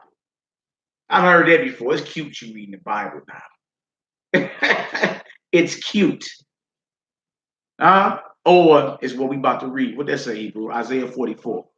Isaiah 44. Hey, remember the deeds of your righteous forefathers, man. These heathens remembering their dominance over you and the rest of the world. Why you won't remember the righteous acts of your fathers? And why don't you rehearse the righteous acts of your God? Why you don't do that? Negro here to do Passover today. And come up with every excuse. We're in captivity. Now what you keep any commandment for then? Why even strive to be righteous? If captivity is an excuse not to do the commandments, not to be obedient to the Most High, then why are you trying, period? Your soul know better. All right? What that say, y'all? Chapter 44, yeah. Isaiah 44 and verse 4. Come on. It said, and they shall spring up as among the grass, as willows by the watercourse. See, speaking of a spiritual awakening of the children of Israel. They shall spring up, right? Come on now. One shall say, I am the Lord's. One shall say, I am Yahweh's. Come on. And another shall call himself by the name of Jacob. You see that? Come on. And another shall subscribe with his hand unto the Lord and surname himself by the name of Israel. Now, why would Israel have to do that? Why would the Israelites have to start calling themselves Israelites again and start springing up like grass all over the place? Why is it you can get on YouTube and type in Israelites and there's Israelites everywhere? Even if we all don't come out the same school of thought. Israelites are everywhere. This is either us springing up like grass and understanding we the Israelites, so we start calling ourselves by Israelite names. So this is either prophecy unfolding or this is a coincidence. And the world is yet to see this happen. And why is it that the so-called people who call themselves Jews hold names like Fortenstein, Zuckerberger? There ain't none of this in the Bible nowhere. Huh? Weinstein. Ain't none of that in the Bible nowhere. But they supposed to be the Israelites. See, they doing opposite of what we doing. Prophecy. You understand? And ain't true about this. That's what you're living in. You living nose deep in prophecy, man. And don't nobody want to call it for what it is. Everybody's scared. Let's do Ezekiel 37. Now, Ezekiel 37. Ezekiel 37. Give me 10 through 14. All praise, glory, and honor to the Most High. All praise, glory, and honor. Hey, prepare yourself for the search of your fathers. Prepare yourself for the search of your fathers, man. You understand? Once you realize who you are, it's time for you to take the bull by the horn and be uncompromising. Hey, fall into your position. Fulfill your spiritual purpose the Most High created you for, man, by any means necessary. And we don't care if it makes you mad. Good. At least that'll make you proactive. You'll start trying to do something about it. You may get tight-lipped and try to cuss your brothers out. Niggas, man. Niggas think they better than everybody, man. Niggas ain't righteous. Niggas, I done heard it all. You know what I'm saying? Love you too. But when you done talking, bombs away. Yeah. You ain't playing no games with nobody. Ezekiel 37. Ezekiel 37. All right. Woof. I kind of want to read. Man, start at verse 1, man. Start at verse 1. All right. Start at verse 1 now. We're going to read 1 through 14. Ezekiel chapter 37, verse 1. And what you're seeing in these last days is prophecy. I'm going to go ahead and tell you right now. You know what I'm saying? I know good well. I didn't have no desire to read the Bible. You feel me? Until the Most High jarred me away. The Most High jarred me away. First brother I heard spit the scripture had a mouthful of golds. Blew my mind. You understand? Blew my mind. If I judged a book by its cover, I wouldn't have thought he knew nothing. Wow. You dig? That brother went on to become a beloved brethren of mine. You understand? And may the Most High have mercy on his soul, man. You dig? And in a few short years, we kicked it like it was a lifetime. Exactly. You dig? Like straight up, blew my mind. Like, wow. That's the Bible, man. You understand? So we owe it to our God, number one, our power, the Most High. You feel me? And the forefathers that came before us who put their life on the line, man, just so you can have a Bible. Just so you can have a Bible. And even their honor is due to the brothers that woke you up. You feel me? He ain't have to open his mouth. He could have been doing any other thing he wanted to do that day. But just so happened that day, that brother got the roaring. And it jarred me away. Boy, I was like, man, what is going on there? Went and got more information and, because I ain't never been no follower. I had to go do my own research and bump right back into that brother, man. I was like, bro, what's good? Hey, man, hey, you remember? He didn't even remember me. It was just another day in the office for him. I said, boy, that changed my life. You understand? And I ain't stopped since. You talking about over 13 years. 15 years ago when I first heard the truth. I was I was 21 years old when I first heard the truth. 23 when I put my hand to the plow. And I ain't took it off since. You understand? Like straight up and down, man. So We owe it to our power, our Elohim. We owe it to our righteous forefathers that came before us, and even the people in your life that brought you this, man. Even if they didn't fell off, the Most High used them to wake you up. You understand? And for that, you forever indebted to that person on that part. You feel me? Even if he didn't fell off, you know, you shouldn't be like own him like he stole something from you or nothing. When you see him, yeah, let him know, hey man, you're going off. But hey, I'm forever indebted to you. Respect is there. Yeah, I'm forever indebted to you. Understand that? You feel me? Because I could have been doing anything else. I did not see me preaching the Bible. Yeah. You would have asked me back when I was 18 years old. That boy, hey, you know, you ain't gonna see 3 more years before you full-fledged into the scriptures, maybe 5. I was like, yeah, right. My understanding of scripture was based on mom and them church. You feel me? That never grabbed me. I'm like, anyway, that don't even attract my spirit. Right. You understand? But when that word came, oh wait, oh wait, it is what it is.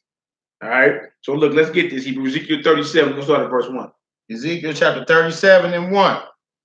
It says, the hand of the Lord was upon me, Yeah, and carried me out in the spirit of the Lord, and set me down in the midst of the valley, which was full of bones. yeah. This is the sermon Malcolm X gave. Malcolm X gave a sermon about this Ezekiel 37 chapter, the Valley of Dry Bones, and he understood it to mean that this prophecy is about the so-called Negro here in America. He understood that. You understand? Even though he was under the vibration of Islam, you won't see Islam nowhere in this chapter. All right, let's get it, Hebrew. And caused me to pass by them round about. And behold, there were very many in the open valley, and lo, they were very dry. They were very dry. So we see in the vision, hand of the Most High is upon him. He's in a vision. He's in the spirit, and he's seeing a valley of dead bones, and they're dry, and they have no water. They're dead, so there's no life. Right? Who is walking around here in a spiritual slumber? You tell me. Who don't know who they are and still celebrating the 4th of July? Huh? Who right now celebrating this heathen's Memorial Day? Who? All right, come on, Hebrew.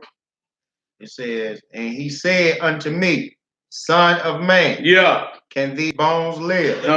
And I answered, O Lord Yahweh, thou knowest. Again he said unto me, prophesy upon these bones, and say unto them, O ye dry bones, hear the word of the Lord. Thus said the Lord Yahweh unto these bones, behold, I will cause breath to enter into you. So whoever these bones are, the Most High eventually would resurrect them. Eventually, whoever these bones are, could these bones be possibly you so-called sons and daughters of the slaves in the 12 tribes of Israel scattered abroad, wherever you may be at? Huh? Could this possibly be you? I mean, think about who else don't know who they are. Who else? Who else make every excuse to be a heathen? Who else? Come on, Hebrew. It says, thus said the Lord unto these bones, behold, I will cause breath to enter into you, and ye shall live. And I will lay sinews upon you, and will bring up flesh upon you, and cover you with skin, and put breath in you, and ye shall live, and ye shall know that I am the Lord. See, the Most High, whoever this is, the Most High talking about resurrecting them and giving them back life. All right, come on, Hebrew. So I prophesied as I was commanded. And as I prophesied, there was a noise, and behold, a shaking, and the bones came together, bone to his bone. And when I beheld, lo, the sinews and the flesh came up upon them, and the skin covered them above, but there was no breath in them. Hmm. Then said he unto me, prophesy unto the wind. Prophesy, son of man, and say to the wind, thus said the Lord Yahweh, come from the four winds, O breath, and breathe upon these slain. These who? Slain. So these dead bones, these dry bones actually have been killed. You understand? Cut off. They tell you in Proverbs 21:16, I believe it is. If you wander out of the way of of understanding, you should remain in the congregation of the dead. Now, this is about a spiritual death that has happened to these people. A spiritual death. You don't have no understanding. You understand? Hold on for a second. Go ahead and talk. Let me out of this bit. Who that? To say that they may live. So I prophesied as he commanded me, and they breathed, and their breath came into them, and they lived, and stood up upon their feet, an exceeding great army. Then he said unto me, Son of man, these bones are whole, the whole house of Israel. Behold, they say, our bones are dried, and our hope is lost. We are cut off from our parts. Therefore prophesy and say unto them, thus said the Lord God, behold, my people, I will open your graves and cause you to come up out of your graves and bring you into the land of Israel. And ye shall know that I am the Lord when I have opened your graves, O my people, and brought you up out of your graves.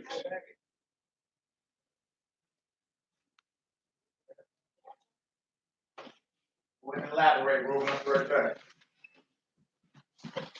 I say shalom. Shalom, shalom, yeah.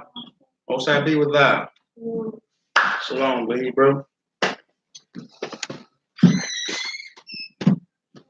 All right, shalom, family.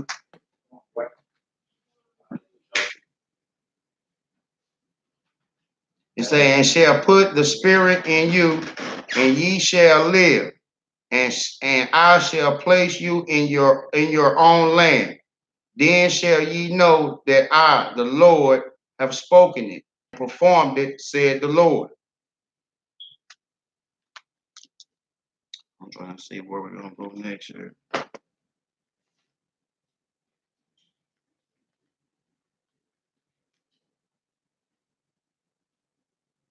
But as we can see for sure that the Most High prophesied unto the bones, and he then resurrected Israel.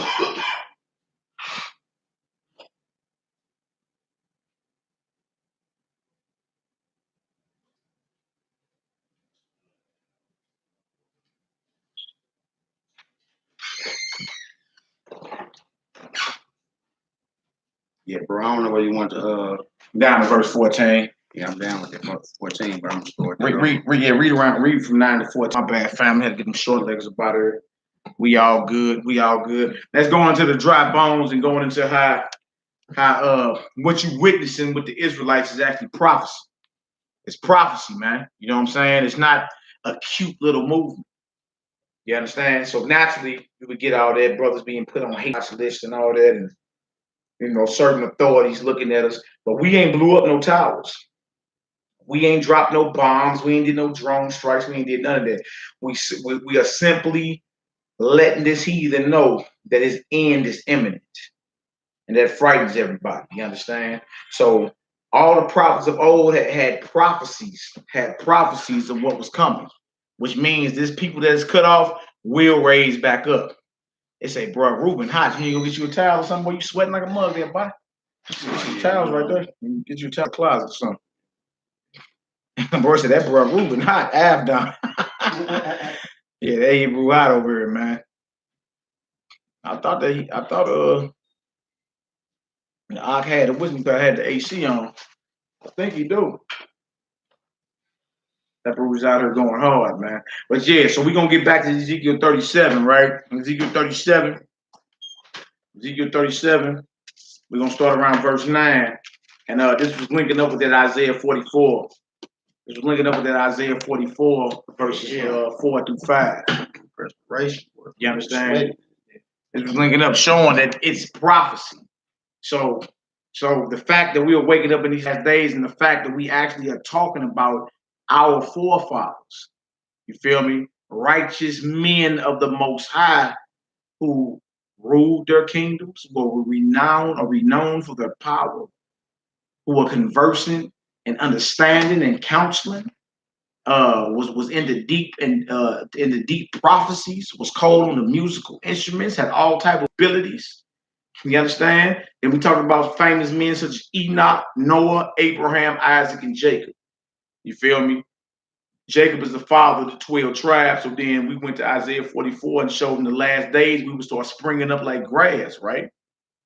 And we would surname ourselves by the name of Israel.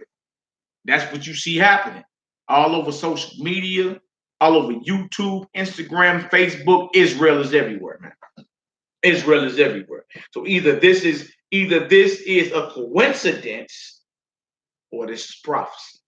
And nobody can stop it. Not no heathen apologetic, not no Negro apologetic.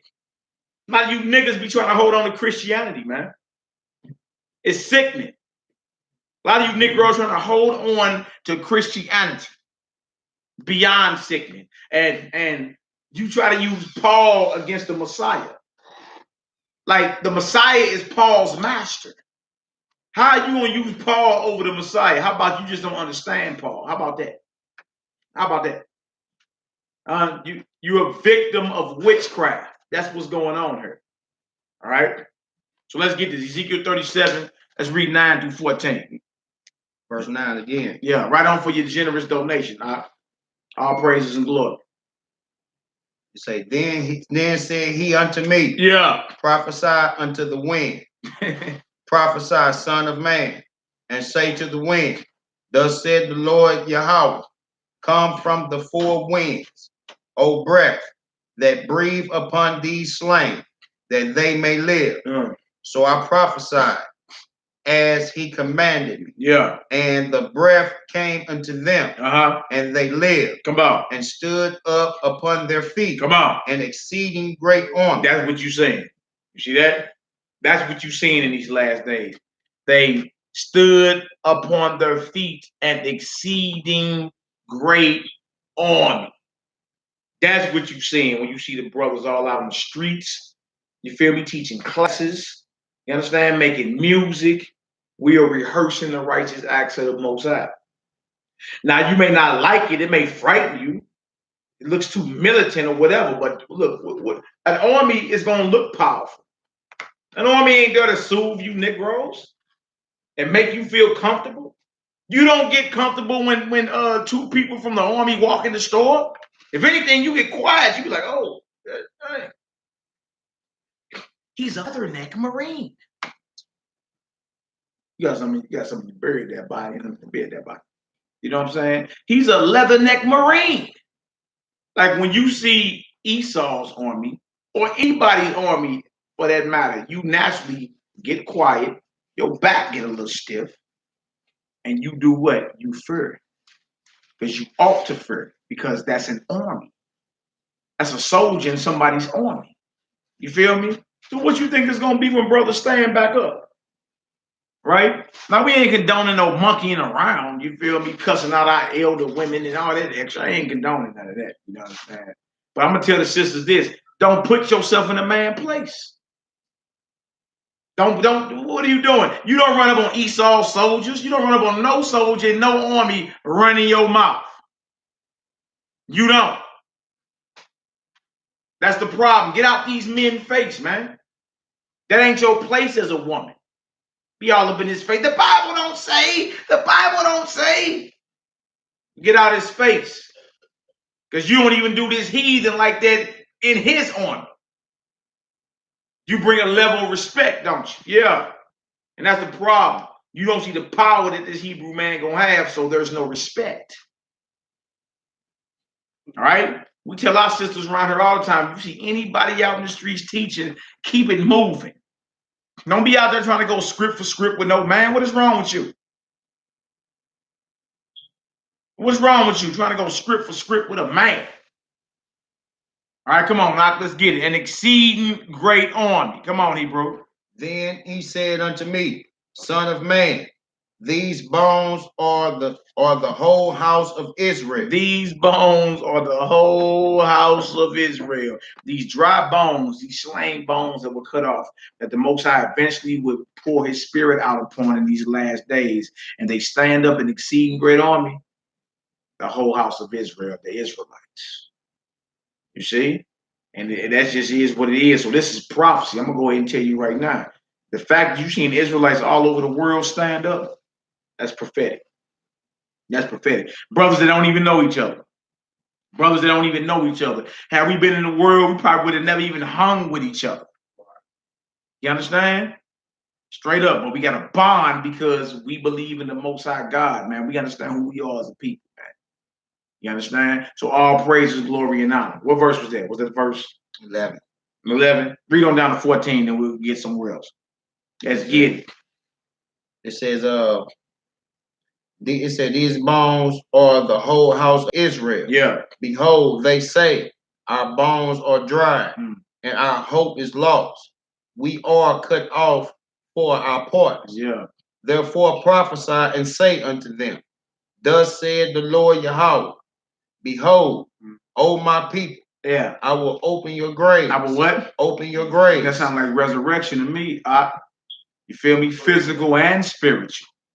And that's what's happening when these brothers get raised back up. That's resurrection. Being raised up and being put back into that original order in which you come from.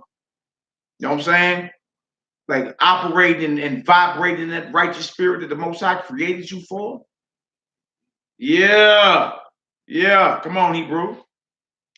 It's saying, cause you to come up out of your graves and bring you into the land of Israel. Ooh, so we get our land back? Yeah, because a nation ain't a nation without its own land. We actually are refugees right now. You know what I'm saying? We depose kings. We're refugees. How you a nation and you ain't got land? Well, this spiritual awakening that the Most High got going in these last days, guess what? Israel gets his land back. We get the kingdom, man. All right, come on.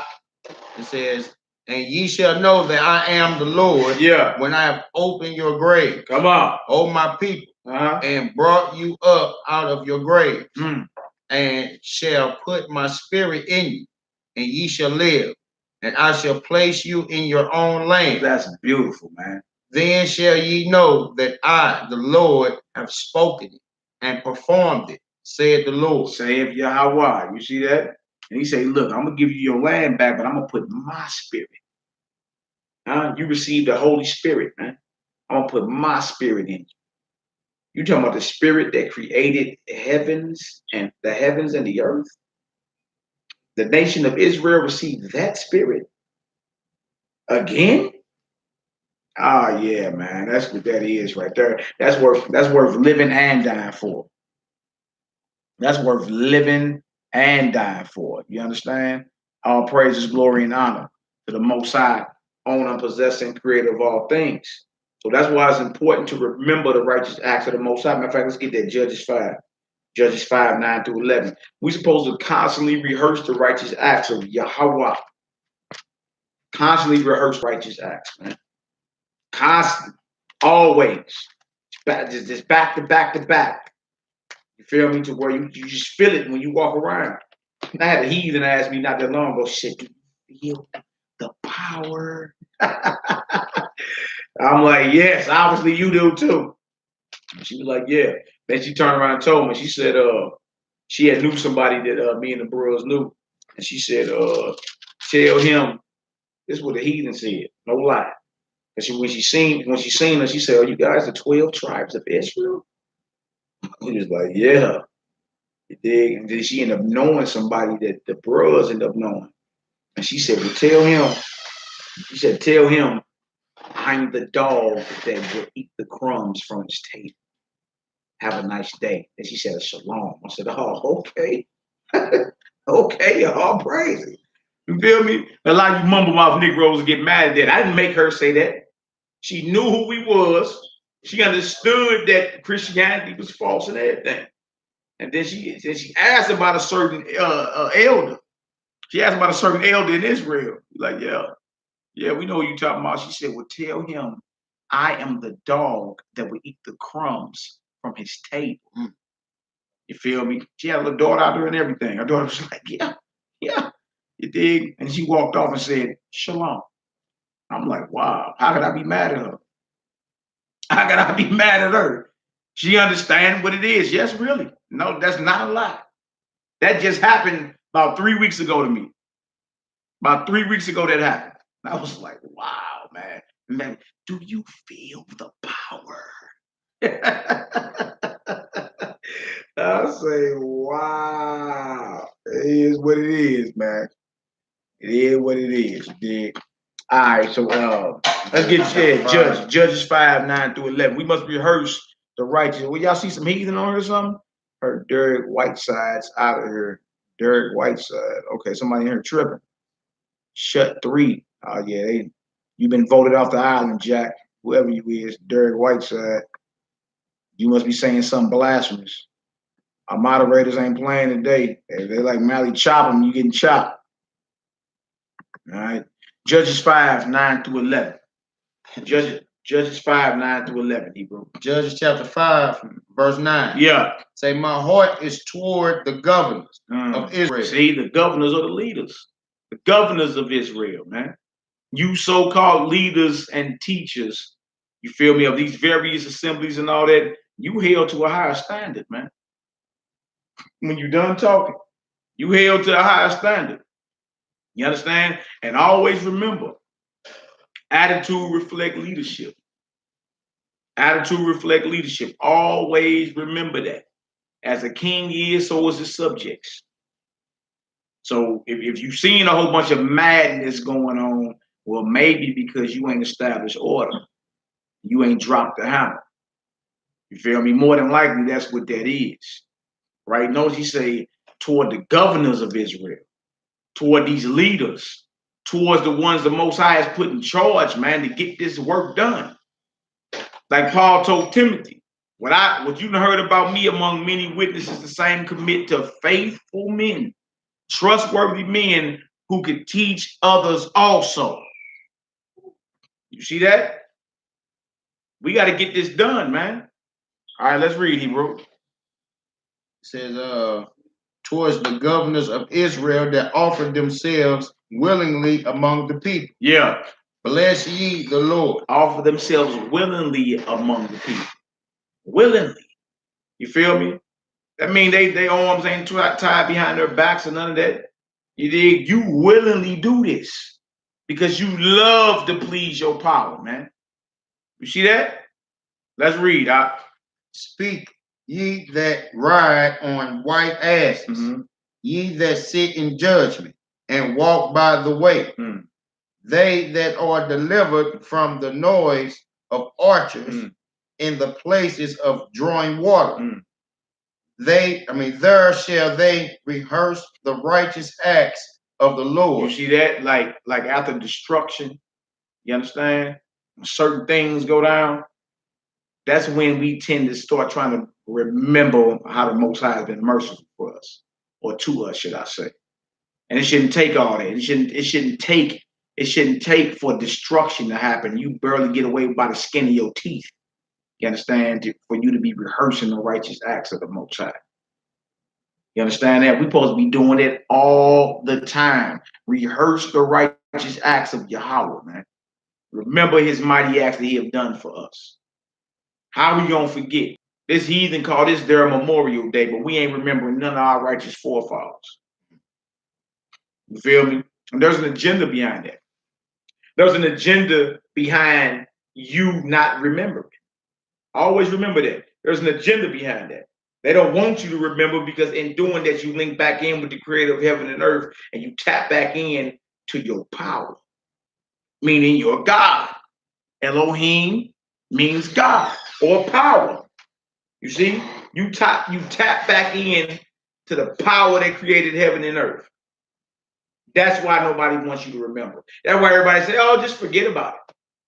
Slavery was so long ago, forget about it. You understand? When we talking about the biggest identity theft and the biggest transfer of human cargo in the annals of world history, you black gold Negro started the stock market. Your flesh. They had insurance policies, balance sheets, and all that drawn up because of these slave ships, man. You were the original commodities that started the stock market, that started Wall Street. When you done talking, you see, when you gonna take your rightful place back in this earth? When you gonna be uncompromising, no matter who get mad?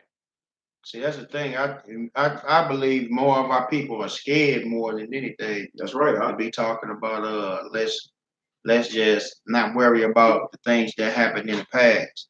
You know what I'm saying? That's like a fear, you know, because they fear is seeing back when we was getting beat down.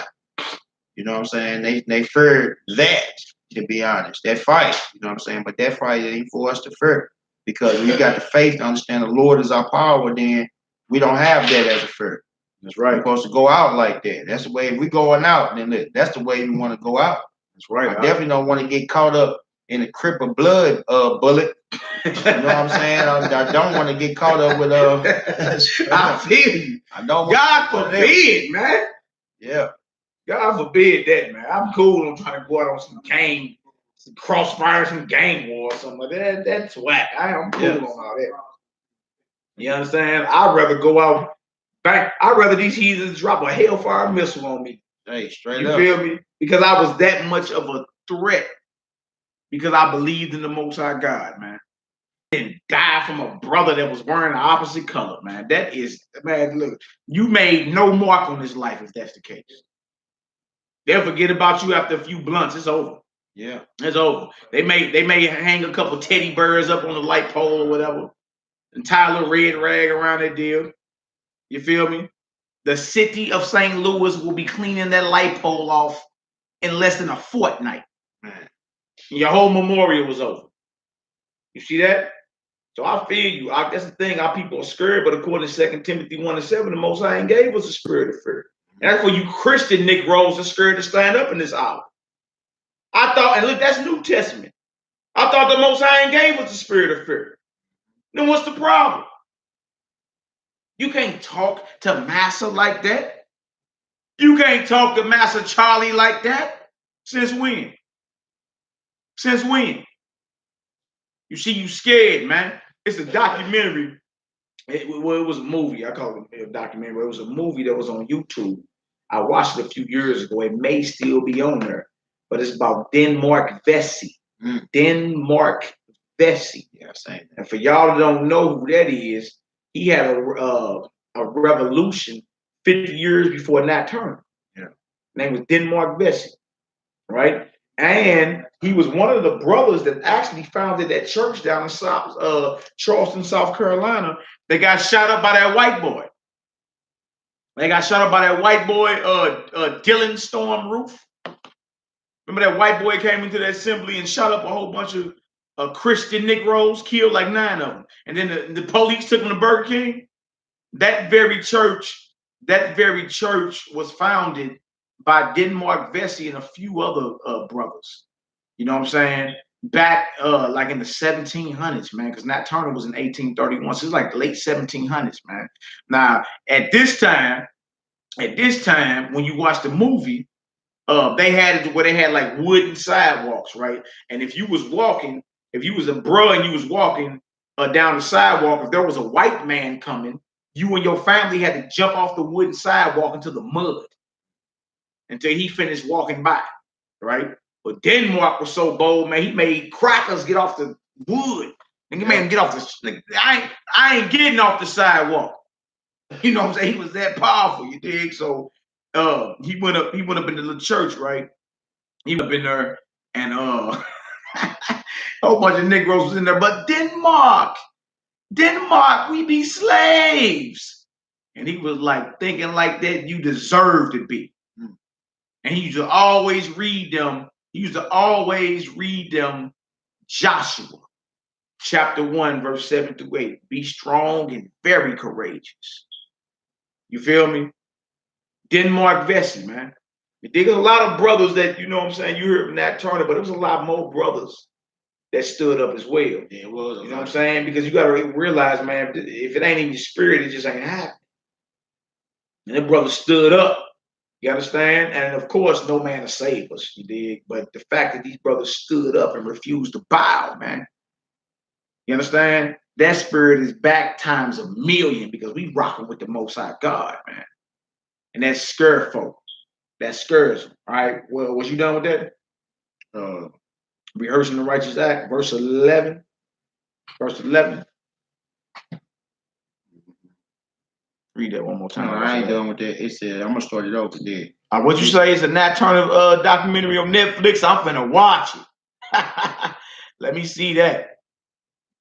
Come on, Hebrew, let's get verse 11. Yeah. I'm going to start it again. It say, they that are delivered from the noise of archers in the places of drawing water, there shall they rehearse the righteous acts of the Lord, even the righteous acts towards the inhabitants of his villages in Israel. Then shall the people of the Lord go down to the gates. Yeah, after destruction, we're going to rehearse the righteous acts of the Most High. That's what we need to start doing, man. Rehearsing the righteous act. What we're going to go into next, we're about to show what happens when you fail to remember. The flip side of it is you forget. Right? So let's get Judges, the 2nd chapter. Let's show at a time in our history where the Most High had blessed us, put our enemies down. You know how we do. A little music get to playing, a little liquor get to flowing. Huh? We get comfortable and then we forget. And we forget what the Most High has done for us. All right? So we're going to go to Judges chapter 2. Matter of fact, start at verse 1. Let's get into this. Judges, the 2nd chapter. Judges, the 2nd chapter. Yeah, we're going to start at verse 1. Judges chapter 2, verse 1. This is what happens when you don't rehearse the righteous acts of the Most High.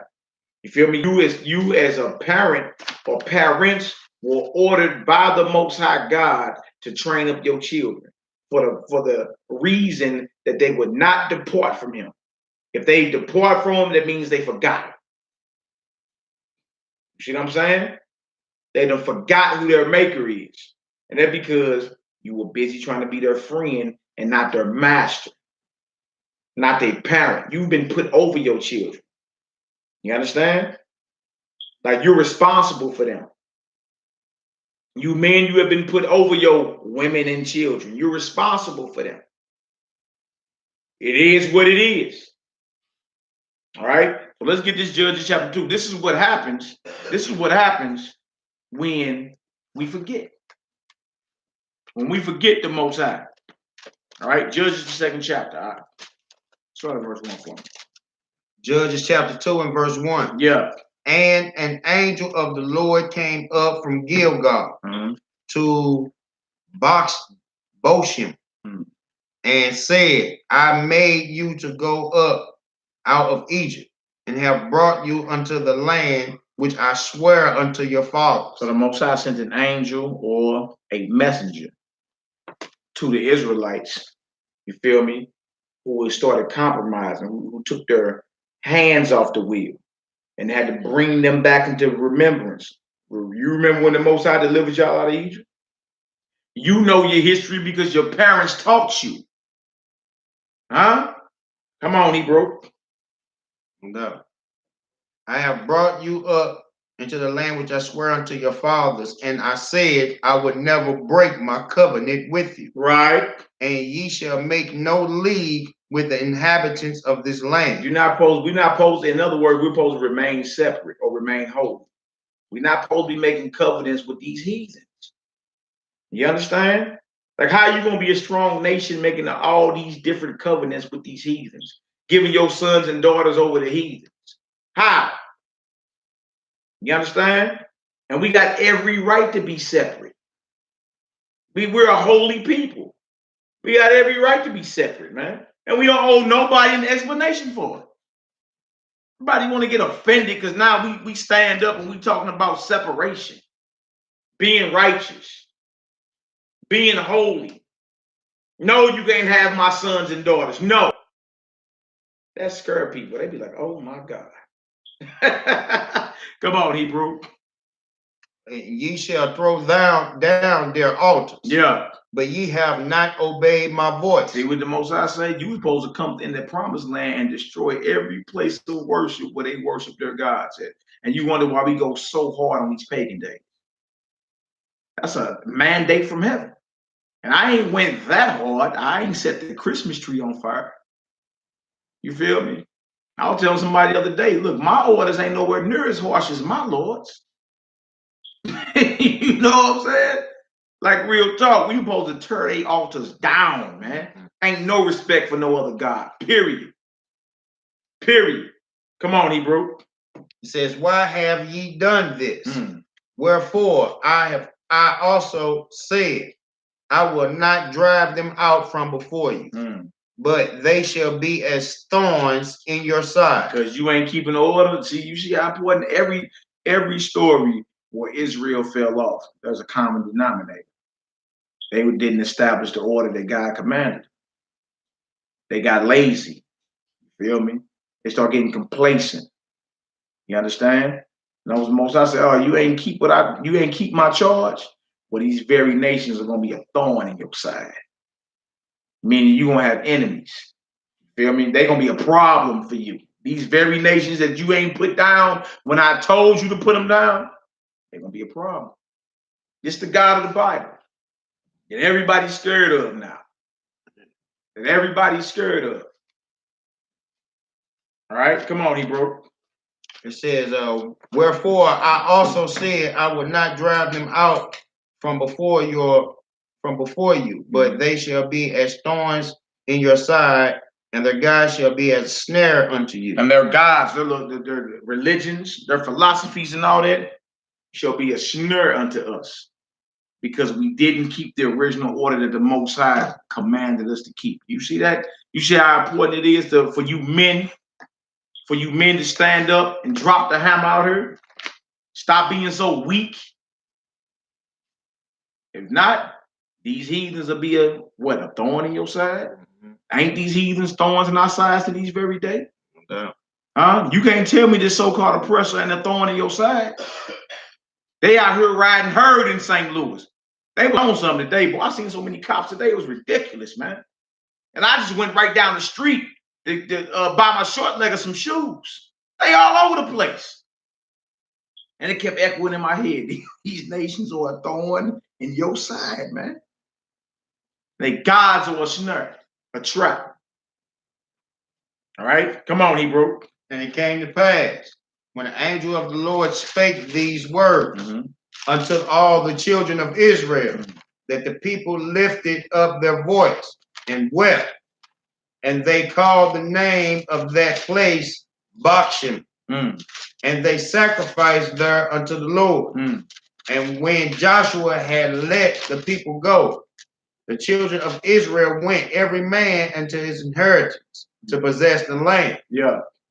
And the people served the Lord all the days of Joshua, and all the days of the elders that outlived Joshua. Now you see that? Because those men were uncompromising, man. You couldn't came up in there with no false God. You've been put to death. You couldn't have been no rebellious runaway wife in daytime. You'd have been put down. You couldn't have been no woman that was kidnapping children. You couldn't even switch ranks and went and hollered at another nation for help. You see, that would have been treason. Real talk, man. But see, you see what happens when the men stand up and establish what it is and be uncompromising, then it's peace. Because everybody know what they can do and what they can't do. Everybody knows at that point. That's what we talking about, man. Stand up and establish the order. When Joshua, you feel me? As long as Joshua was living and the elders after him, it was all good, right? It's only after them to where everybody start getting, oh, good. I'm glad them old niggas dead. Cool.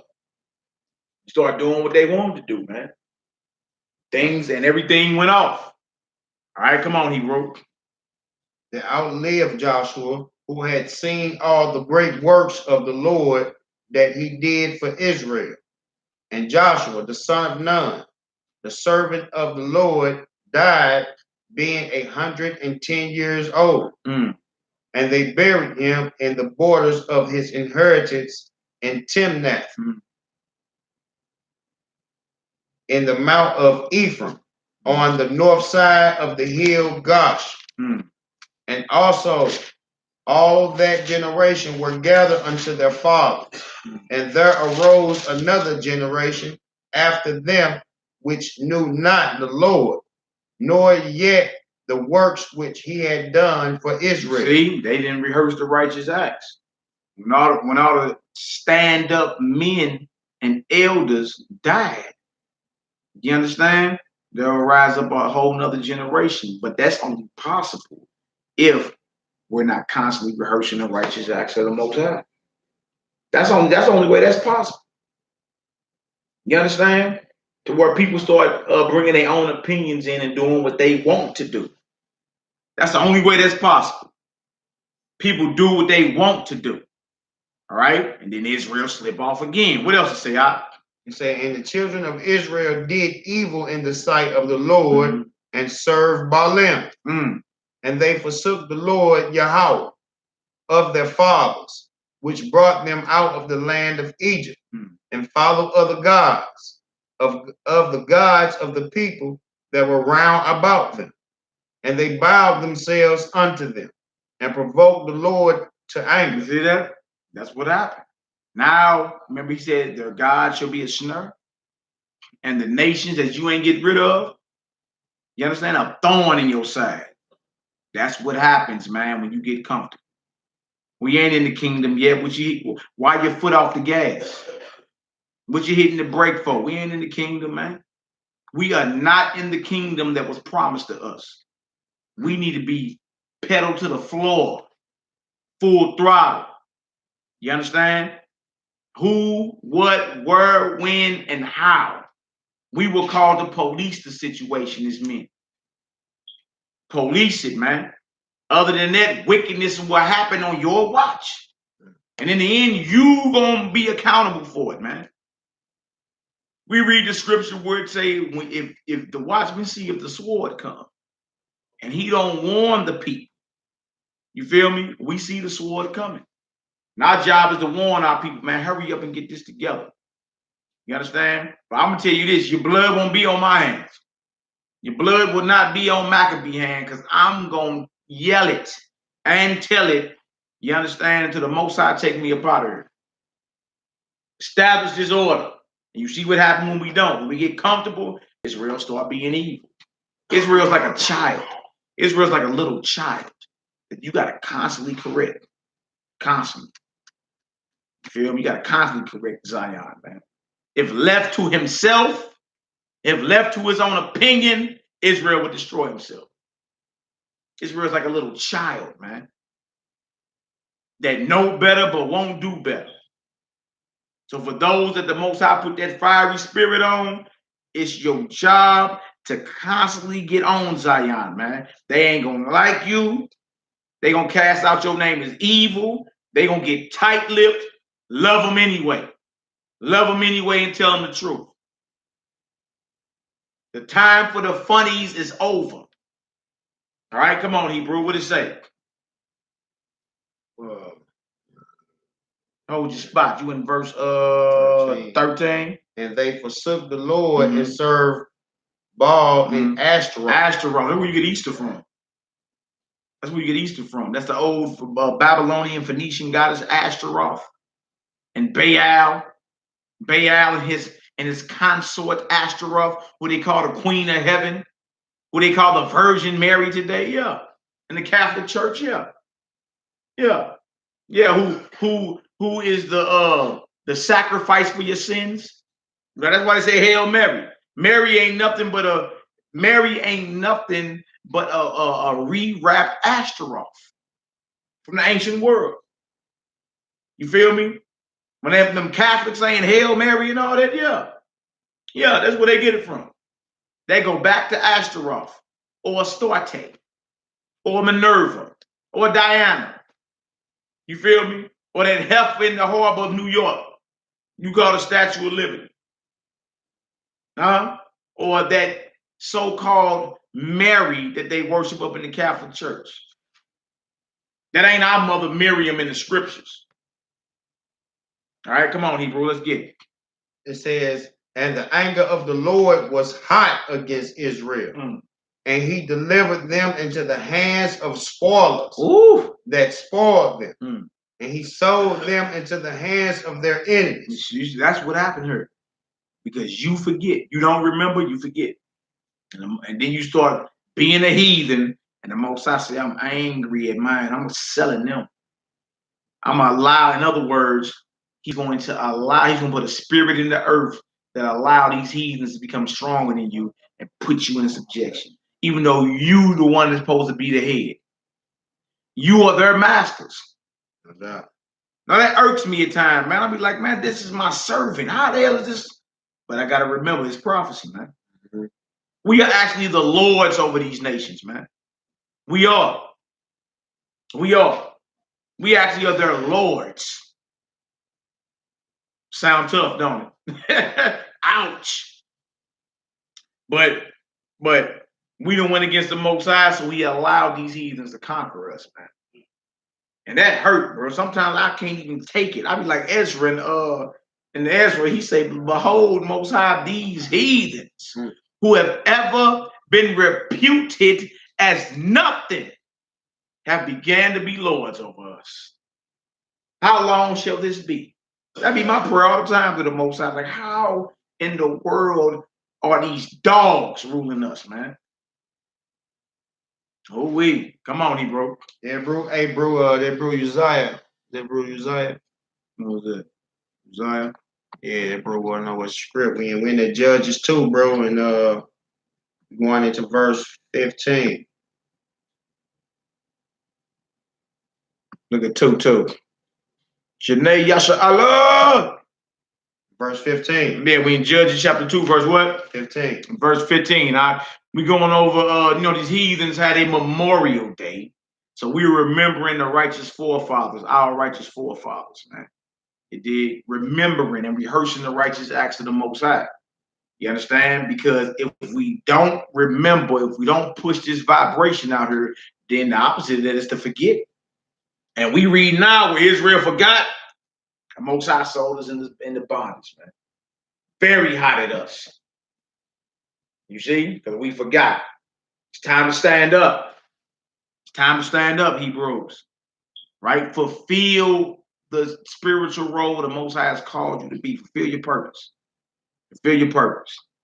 All right? Let's get it, Hebrew. Verse 15. Look at 2. You see what she said? Look at that. That's what's up, Hebrew. That's all praise. May the Most High bless your hands. All praises. Whithersoever they went out, the hand of the Lord was against them for evil, as the Lord had said, and as the Lord had sworn unto them, and they were greatly distressed. Whew, man. Come on, Hebrew. Nevertheless, the Lord raised up judges. Hold on, the Most High did what? Raised up judges. The Most High raised up or resurrected judges. Meaning he put a spirit out there to set this thing back in order. And you better believe it was a whole bunch of Israelites mad and mumble mouthing. Huh? See, when it get too far gone, the Most High gonna put that spirit back out there like, hey, warn them from me. No doubt. Who get mad? May the Most High bless you, Uzziah. Your generous donation, brother. May the Most High bless you. You did. Look, the Most High gonna raise up judges, officers, all that in this last hour. You feel me? Because some of us ain't gonna sleep. Some of us don't sleep. It's just what it is, man. Because the Most High done called us, man. He done called us to do a work out here. So once so much was being alone, the Most High gonna put that spirit out there, that vibration, raise somebody up. Say, you know what? Enough is enough. It's time to drop the hammer. Yeah, your people gonna be mad at you. Yeah, they're gonna be mad. They're gonna be angry. They're gonna be tight-lipped. Everybody, who that nigga think he is? He think he the leader. Whatever. We gonna get this work done. because the Most High commanded us. All right, hallelujah. Right on, Thomas Israel. Let's read, Hebrew. Verse 16, it said, nevertheless, the Lord raised up judges, which delivered them out of the hand of those that spoiled them. You see that? So these judges wouldn't judge Joe Brown. You feel me? These judges in Israel were actually warriors as well. You see? Spirit of the Most High God was on them. Brothers like Gideon, straight judge. Brothers like Samson, judge. These brothers was head busters, man. They wasn't playing with nobody. Playing with nobody. That's how we got to be in this last hour, man. Stand up. Take the bull by the horn and drop the hammer. Because our works have not been found perfect with the Almighty. That's why. We got comfortable in this Israelite movement. Everybody's just diddly do neighbor. You think you good because you know what day the Sabbath day is. And you don't eat no pork no more. The bus stops. Put him on the shelf. He's been retired. Come on, Hebrew, let's get it. It says, and yet they would not hearken unto their judges, but they went a whoring after other gods and bowed themselves unto them. Yeah. They turned quickly out of the way which their fathers walked in. You see that? They turned quickly. You don't want to listen. That's what happened. Most High raised up a spirit. He established the order. And then you say, I ain't got to listen to you. I'm going to do what I want to do. Right? They said right there, they would not hearken into their judgment, but they went a whoring after other gods. Israel love all these strange philosophies. You understand? You look up, you be over there repeating the I Ching. Watch yourself, man. All right, come on, Hebrew.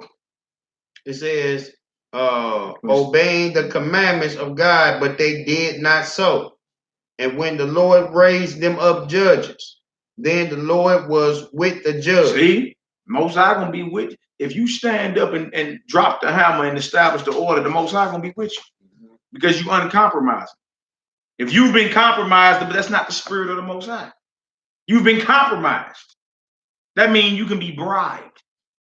Somebody can pay you off and have you pervert judgment. This Most High is gonna be with those that stand up, man.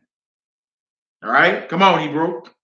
It says, and deliver them out of the hands of their enemies all the days of the judge.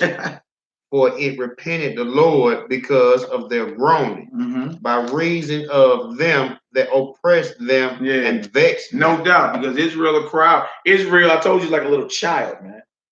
Don't know what to do, but don't do it. Then get in trouble. Yeah. And cry out like help. And the Most High as a merciful parent, man. Most High is a merciful father. You dig? We cry too much, then he gonna open up. But he's gonna put the spirit on leaders to get you together. That's what it is, man. He gonna put the spirit on certain leaders to get you together. You dig? And he gonna be with them because they're uncompromised. They're gonna execute his charge by any means necessary. That's what we need in this hour, man. We don't need no soft shoeing. We don't need no salsa dancing. Put your boots on and man this front line. That's what we need. All right, come on, Hebrew. Verse 19. Yeah. And it came to pass, when the judge was dead, that they returned and corrupted themselves more than the fathers. You see this? Look, you notice the habit here? It's a cycle. The Most High raise up those that's gonna establish order. You dig? While they ruling, everything is all good. Everything's running in order like a well-oiled machine. And then soon as this brother get put in that sepulcher in that grave, yes, he's dead.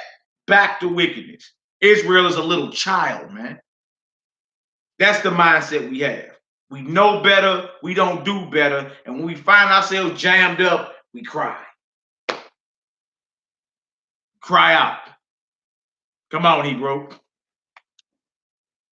It says, in following other gods to serve them and to bow down unto them, they cease not from their own doings, nor from their stubborn way.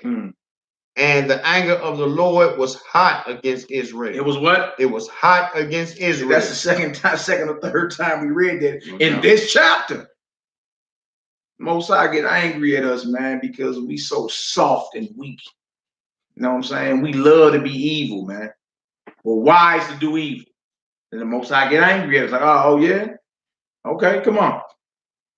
It's verse 20. And the anger of the Lord was hot against Israel, and he said, because that this people had transgressed my covenant, which I commanded their fathers, and have not hearkened unto my voice, I also will not henceforth drive out any from before them of the nations which Joshua left when he died. See, I'm saying, me like the nation's gonna be a snare to you, a thorn in your side, man. Because y'all refuse to do what's right, these nations is gonna torment you and oppress you. This ain't nothing new. When we look in America today, and these heathens can just pull up and body us, and we get shot through. They get a job well done, start a GoFundMe, get about $3 million. They all good. And you keep wondering why. You have forgotten your maker. That's why. We've always been like that, man. We are little children when it comes to the worship of our God, man. We are. It's a sad thing. The Most High shouldn't have to keep telling you what it is. You understand? At what point do you mature and say, you know what, enough's enough? I'm tired of getting a whooping. Tired of getting handled like this. Yeah. You dig? And the deep thing about the Most High is, man, if you go too far, he'll kill you. He'll put you right in there. He'll cash your chips in. You see? This is nothing to play with. So how about we rehearse the righteous act of the Most High and remember our righteous forefathers who put their neck on the line just so you can have a Bible today, man. And before that, how about we remember the covenant by which we were bought and remember and rehearse the righteous acts of the Most High? How about we do that? How about we do that? Once we do that, that's when you'll see peace. The scriptures say, blessed are the peacemakers. Well, how do you make peace? Speaking in your inside voice. Come on, brothers. Diddly do, neighbors. How do you establish peace if you ain't establishing order? How does the white man make peace? He established order. Anybody to get out of box, guess what? He puts you in a box. Yeah. You make peace by establishing order. Law and order. That's the only way you're going to have peace. Other than that, it's going to be chaos. It's going to be beyond chaos. Finish that off, Hebrew. Finish that off. We got a few more scriptures. It says in verse 22, that through them I may prove Israel, whether they will keep the way of the Lord to walk therein, as their fathers did keep, or not. That's why these nations are allowed to be a thorn in your side. No doubt. They there to prove us. They there to prove us. What you gonna do when the heat on you? You gonna keep the ways of the Most High? You gonna keep the ways of the Almighty? Or you gonna be like your rebellious fathers? What you gonna do? That's the question. Choose ye this day whom ye shall serve. What you gonna do? All right, come on now. Therefore the Lord left those nations without driving them out hastily. Neither delivered he them into the hand of Joshua. Let's get Deuteronomy 32 real quick, 39 through 43. You need to know something about the Most High. We got a few quick hitters, and then we're going to read like Psalm 105 because that's a beautiful psalm or song about us being in covenant with the Most High and us forgetting the Most High on this Memorial Day, While you Negroes are saluting troops, are saluting veterans, barbecuing swine, remembering this heathen's dominance over you and everybody else on this earth, but you don't remember men like Abraham. You don't remember men like Isaac and Jacob. Before them, you don't remember the Messiah. You don't remember the disciples. You don't remember the prophets. Your people who actually put their lives on the line, man. John the Baptist's head was cut off. What about that? Because he spoke the truth. His head was cut off because he spoke the truth. The Messiah was executed because he spoke the truth, man. You see that? And had not these things happened, you wouldn't be able to go to a store such as Family or Dollar Tree. I won't say Family Dollar or Dollar Tree and get you a Bible for $1. Ain't that something? Your history is readily available to you, Zion. It's right here. And we just look at it like it's nothing. This is serious business here. Serious business. I think Deuteronomy 32, Deuteronomy 32, 39 through 43. And we need to remember this on Memorial Day, right? We need to remember how our God is. You was gonna say something about? Yeah, I was gonna say, like, you know, when we went to war, and a lot of times we was going to war, that our forefathers, the leaders of those wars, was strengthening the people, encouraging faith by remembering the things that our forefathers did, or the things that the Most High had did for our forefathers. Mm-hmm. So it was still a thing of remembering the things of went on in the past, or things of our forefathers, and giving faith and strength. You know what I'm saying? For us to continue in wars. So definitely, it was still some of that going on, and remembering the history, remembering the memorial of things that went on in our past. What to say, female feet sniffer? Yeah, you finna get thrown head first about this check. We ain't playing with nobody. If you off, you getting hit. Nobody. Thank you, my sister, for your generous donation. Sister Kimberly Lilly. All praise, glory, and honor. Wickedness in the chat get gone. That's right. Zebediah Boaz. What's that? He on there? Shalom. Zebediah Boaz. What up, bro? You need to get up out your flesh. Yeah. That's the Isaiah. You hear the Hebrew and all that folk tribe music and other music out there. Yeah. Hebrew stepped his game up on beats too, boy. That brotherly love, huh, Zeb? All right, let's get it. Let's get it going. Let's do Deuteronomy 32, because you need to bring in the memory of how your God is and how he moves, man. The Most High is not playing any games out here. Establish order by any means necessary. All right, come on, bro. Deuteronomy 32 and verse 39. We just finished reading about Judges. We just finished reading about Joshua. You understand? These are men that got a charge from the Most High and they executed, man. Then Israel had peace. So that's what I'm asking. Where are the stand-up brothers at? Where are the stand-up brothers at? Where are the virtuous daughters at? Where the Proverb 31 women at? What the bro call them P31s. Where they at? Where the stand-up men? You understand? We read earlier about powerful men who ruled their kingdom, let alone their house. Who was uncompromising, man. You understand? Who had a rule, who was renowned for their power. You know what I'm saying? You can never be that, man, being noodle back. You can never be that. You can never be that being scared of your woman. You can never be that, man. And that's the role the Most High called you. The Most High called you as a Hebrew man. You feel me? To straight be a vessel of the Most High God, man. You understand? To put it down out here. Again, that scares folk. But hey, P31 on deck, huh? P31 on deck. That's that Cali life, huh? I ain't mad at you. I hear you, but you know I'm gonna hold you to it now, right? I'm gonna hold you to it. You claim you P31, you about to get held to it. Hallelujah, my brother Uzziah. Hey, all praises, man. And all we all is vessels. You dig? Yeah. And we're gonna be uncompromising vessels at that. We don't care who get mad, who don't like it. It is what it is. All right. Where you at, Hebrew? Deuteronomy 32. Verse 39. Yes, sir. See now, yeah, that I, even I, am he, and there is no God with me. I kill. I who? I kill. You need to know this about your God, man. He said, I kill. Go ahead. And I make alive. I kill and I make alive. Come on. I wound. I who? I wound. Come on. And I heal. Wow. I kill. I make alive. I wound. And I heal. That's the Most High. You need to know that.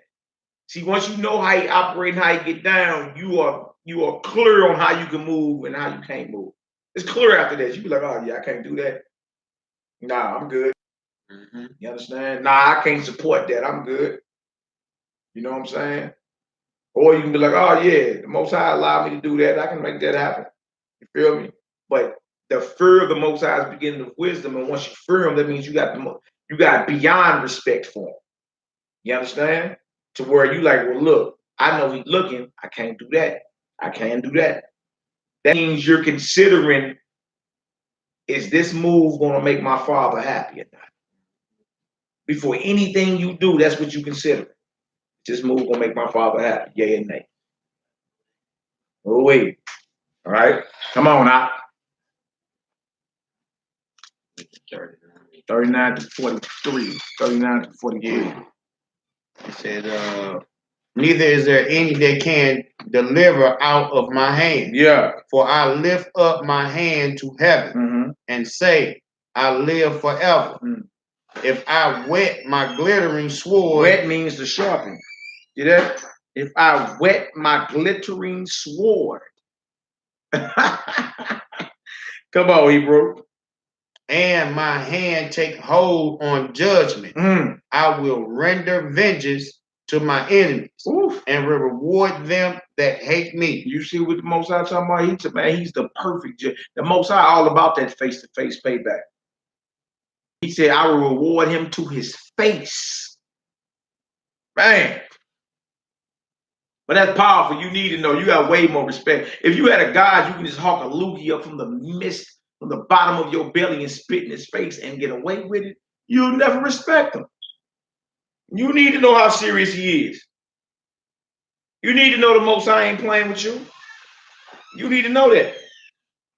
You need to know every bit of it. That way, you feel me? You can understand, like, all right, how about I walk circumspectly out here? How about that? How about that? If I don't walk circumspectly, I'm done. I'm finished out here. That's what the Most High ain't got no problem finishing nobody. You can read about that all throughout the scripture. He can finish so many Hebrews. It's ridiculous, man. Talking about laying brothers down for their wickedness. You see? All right, come on, Hebrew. Down to 43. What verse you want? We're in 42. Okay. He said, I will make my arrows drunk with blood. Oh, he said what? I will make my arrows drunk with blood. I will make my arrows drunk with blood. Huh? I see why most of y'all scared of that Old Testament, boy. You did? And how most of y'all scared of Revelation. That's the same type of talk in Revelation. Same exact talk. Come on, Hebrew. And my sword shall devour flesh. Ooh. And that with the blood of the slain and of the captives from the beginning of revengers upon the enemy. Boy, I remember the first time I read that, boy, I about dropped the Bible, boy. I couldn't believe that was in there. I couldn't even believe it. I said, nah, that's what I'm talking about. But he said, boy, I wound and I heal. I kill and I make alive. If I sharpen my sword, I'm going to make my blade drunk with blood. When they Deuteronomy 32. But that puts you in the right mindset of what? How about I never disrespect him? No doubt. How about I never disrespect him? Period. Well, my sister say it's real out here. Yeah. Yeah. It's very real. All right, read on down to 43. You in 43 yet? 43. Come on. Rejoice, O ye nations, with his people, for he will avenge the blood of his servants. And you so-called Gentile heathens that want to serve our God, the scripture said you better rejoice with his people. You better rejoice with us. You better look out for us. Huh? Peace shall be to those that love Jerusalem. Huh? But the Most High is going to revenge his people, man. The greatest crime in the annals of world history has happened to this people. You understand? And you heathens, even though we were sold into your hand, you went overboard. The Most High said, I just was a little displeased.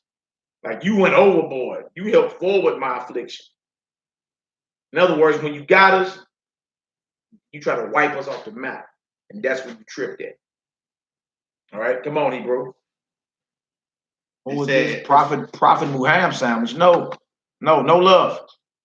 No, you get thrown head first about her. No salami and bacon over here.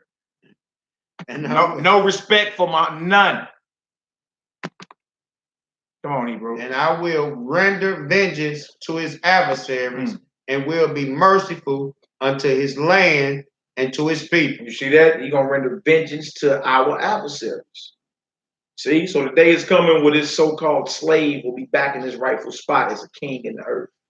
And it's coming, man. It's coming. I feel it. You dig? But it would not come if we ain't strong, man.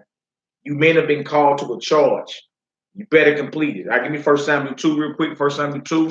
We're gonna read this Psalm 105 and get on out of here. 1 Samuel 2, I need 6 to 8.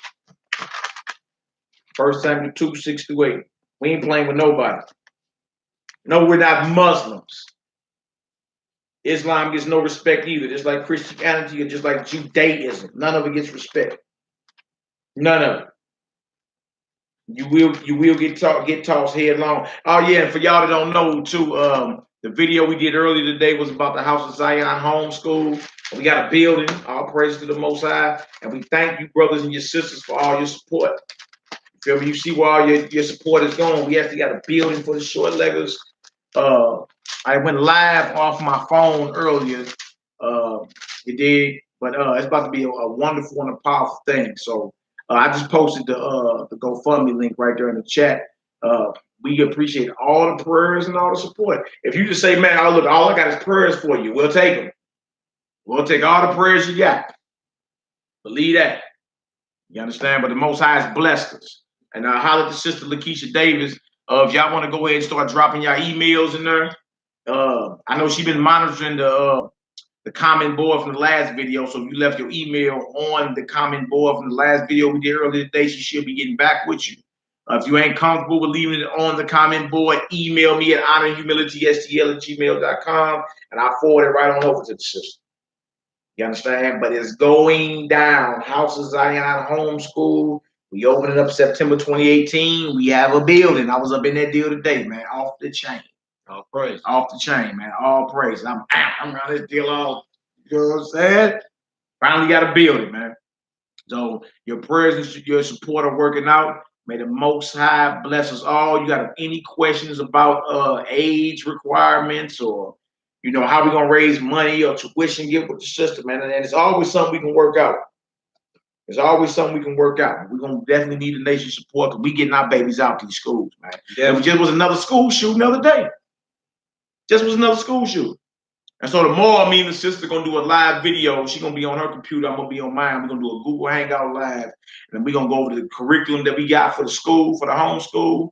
We even got a virtual academy that where if you're not in St. Louis, you still can log in. You know what I'm saying? Still teach your shorties from home. You feel me?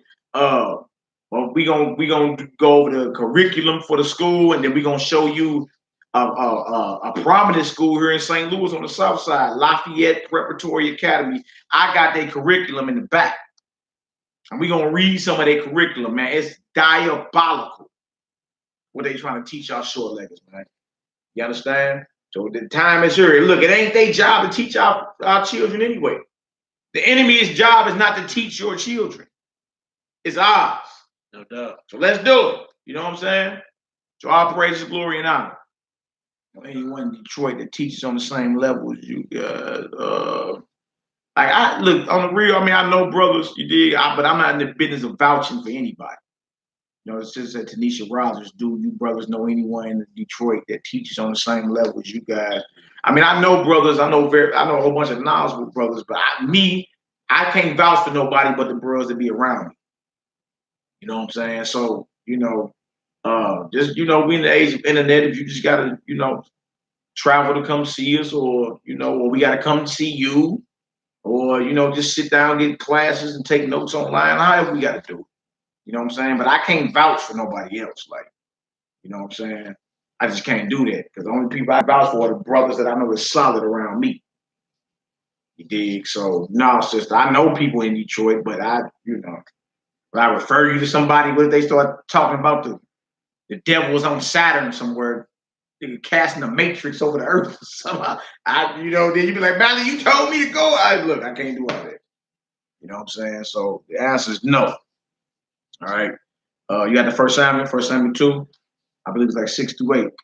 1 Samuel chapter 2, Yeah. verse 6. The Lord killeth and maketh alive. Come on. He bringeth down to the grave and bringeth up. The Most High kill and make alive. He bring down to the grave and bring it back up. That's how powerful your God is, man. So you need to rehearse his righteous acts. You need to remember him. You understand? And remember the men he have raised up over the years, man. Thousands and thousands of years. You feel me? And even pay homage and salute the men that he used as vessel to wake you up. You understand? It should always be a level of respect there. It's just what it is, man. You understand?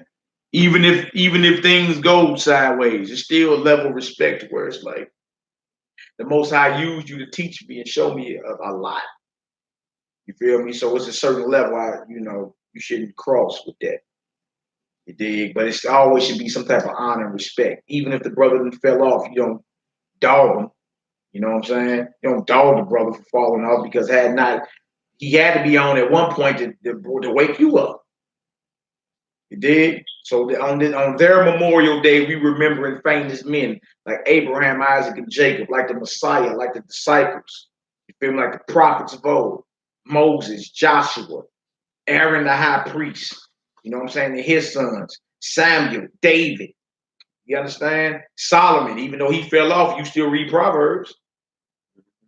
Even though Solomon fell off, you still read Ecclesiastes and the wisdom of Solomon. Don't you?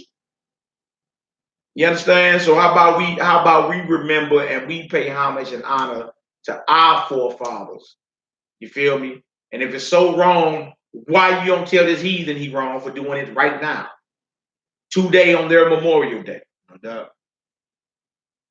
All right. Because all they veterans is really rolling down 14th Street right now with a sign talking about they're a veteran and asking for change. Yeah. And that's ridiculous how that rotation fall. You go from being I don't even understand it. You do a Memorial Day in memorial of the veterans, but those that are still alive, they ain't even living good. You know what I'm saying? So it's kind of ridiculous. How can we stand behind something like that? That the veterans begging for money? Begging for money. Now that's crazy. You dig? That shows you this beast ain't nothing. Now how the hell you don't look out for those who have defended you? How you don't look out for Homeland Security? How you don't look out for your soldiers, man? How the hell is any veteran of war homeless? Huh? Well, that show you the devil don't play fair, boy. You know what I'm saying? This beloved country even flip it on his veterans, flip it on his soldiers. You see that?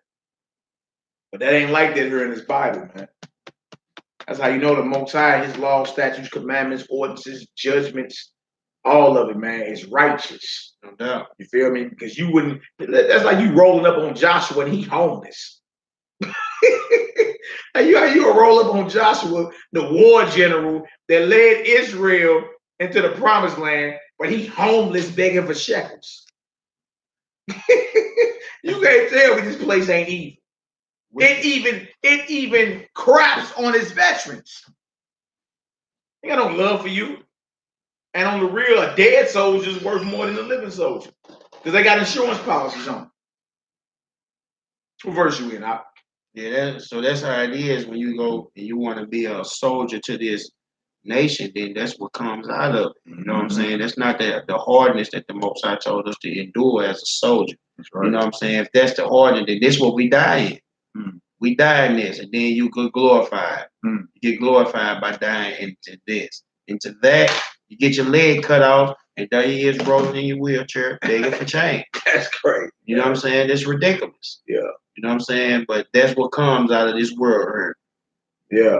Yeah. You Negro so quick to go join the armed forces. And then you better not ask me what I think. Mally, man, I'm thinking about going to join the military. But you think hell to the no. Straight up. The hell you gonna join the military, the battle line of the beast, who are actually right now preparing to fight the Messiah once he returns. They got space programs and everything. They weaponize the space. And how do you, as any type of Israelite teacher, encourage somebody to join the military? Are you serious? Ridiculous. You know, the very military that's weaponizing space to fight Yahushua. So when you come ask me, you ain't gonna get no watered down answer. Like, yeah, brother, you know, you gotta go to the military, get the throne this shit. Man, hell no. There's many other things you can do to take care of your family than go join these stinking military that don't even take care of their own. Until you go join the military, you understand that they're making preparations to fight the Messiah and his heavenly host when he returns. And I'm gonna tell my young brother and sister, yeah, go do, man, hell no. Hell no, don't join the military. Join the Most High's army. Yeah, that's the only thing that you can learn even in the military stuff we supposed to be doing with each other anyway. You know what I'm saying? Like we supposed to have defense and discipline and all these things amongst each other anyway. So they're not really doing nothing but telling us stuff that we supposed to be doing with each other from the jump. You know, we just weren't privy to this knowledge they growing up. Yeah. So we don't have this with each other or that one accord with each other to grow our families or when we say families, meaning those who we raise up or those that's around us as brother and sister. That's right. You know what I'm saying? We were supposed to raise each other into this as a whole. And the defenses, the discipline, these things we're supposed to have amongst each other. That's right. You know, I really don't see the need for them. The strategies of war, we're supposed to have them amongst each other. That's right. Huh? You know what I'm saying? So right. We are our own. We are our arm. We are our own arm. That's right. It tell you in 2 Samuel 1:18 about teach the sons of Judah the use of the bow. It is written in the book of Joshua. We supposed to be doing that. You understand? And we so destroyed, man. Like you can't even. We don't even have no type of. We ain't got enough sense to live amongst each other and establish our own businesses to where our dollar circulates in our community at least 20 times before it exits. We can't do nothing simple as that. All right. You understand? I mean, we at an economic disadvantage. It ain't like that in Chinatown. Ride through Chinatown. You feel me? Ride through Germantown. Ride through the Italian. Like here in St. Louis, you got a spot called The Hill. That's the Italian part of town. The Italian's still running. Right? Not that far from there, you got what's called Dogtown. That's the Irish part of town. Right over here, right past U City on 170 in Olive, you got Chinatown.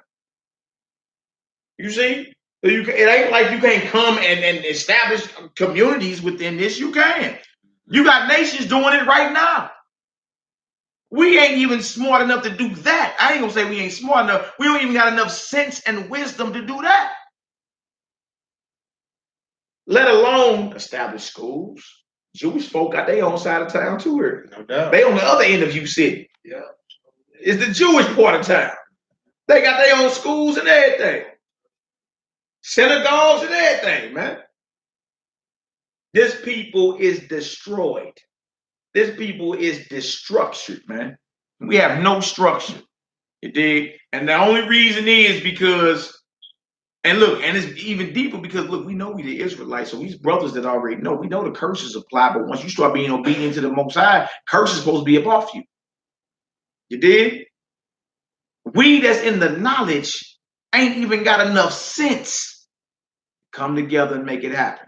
And we can lay aside our own personal beefs. How about we do that for the shorties? So my son ain't got to grow up and say, Daddy, I need to go get a job. We got a job for it. What you mean you got to go get a job and work for some heathen? We got plenty of businesses you can run. Go down and work with your Uncle Reuben. No doubt. Go down and work with your Uncle Zeke. He got a contracting business. You understand? Man, it's crazy.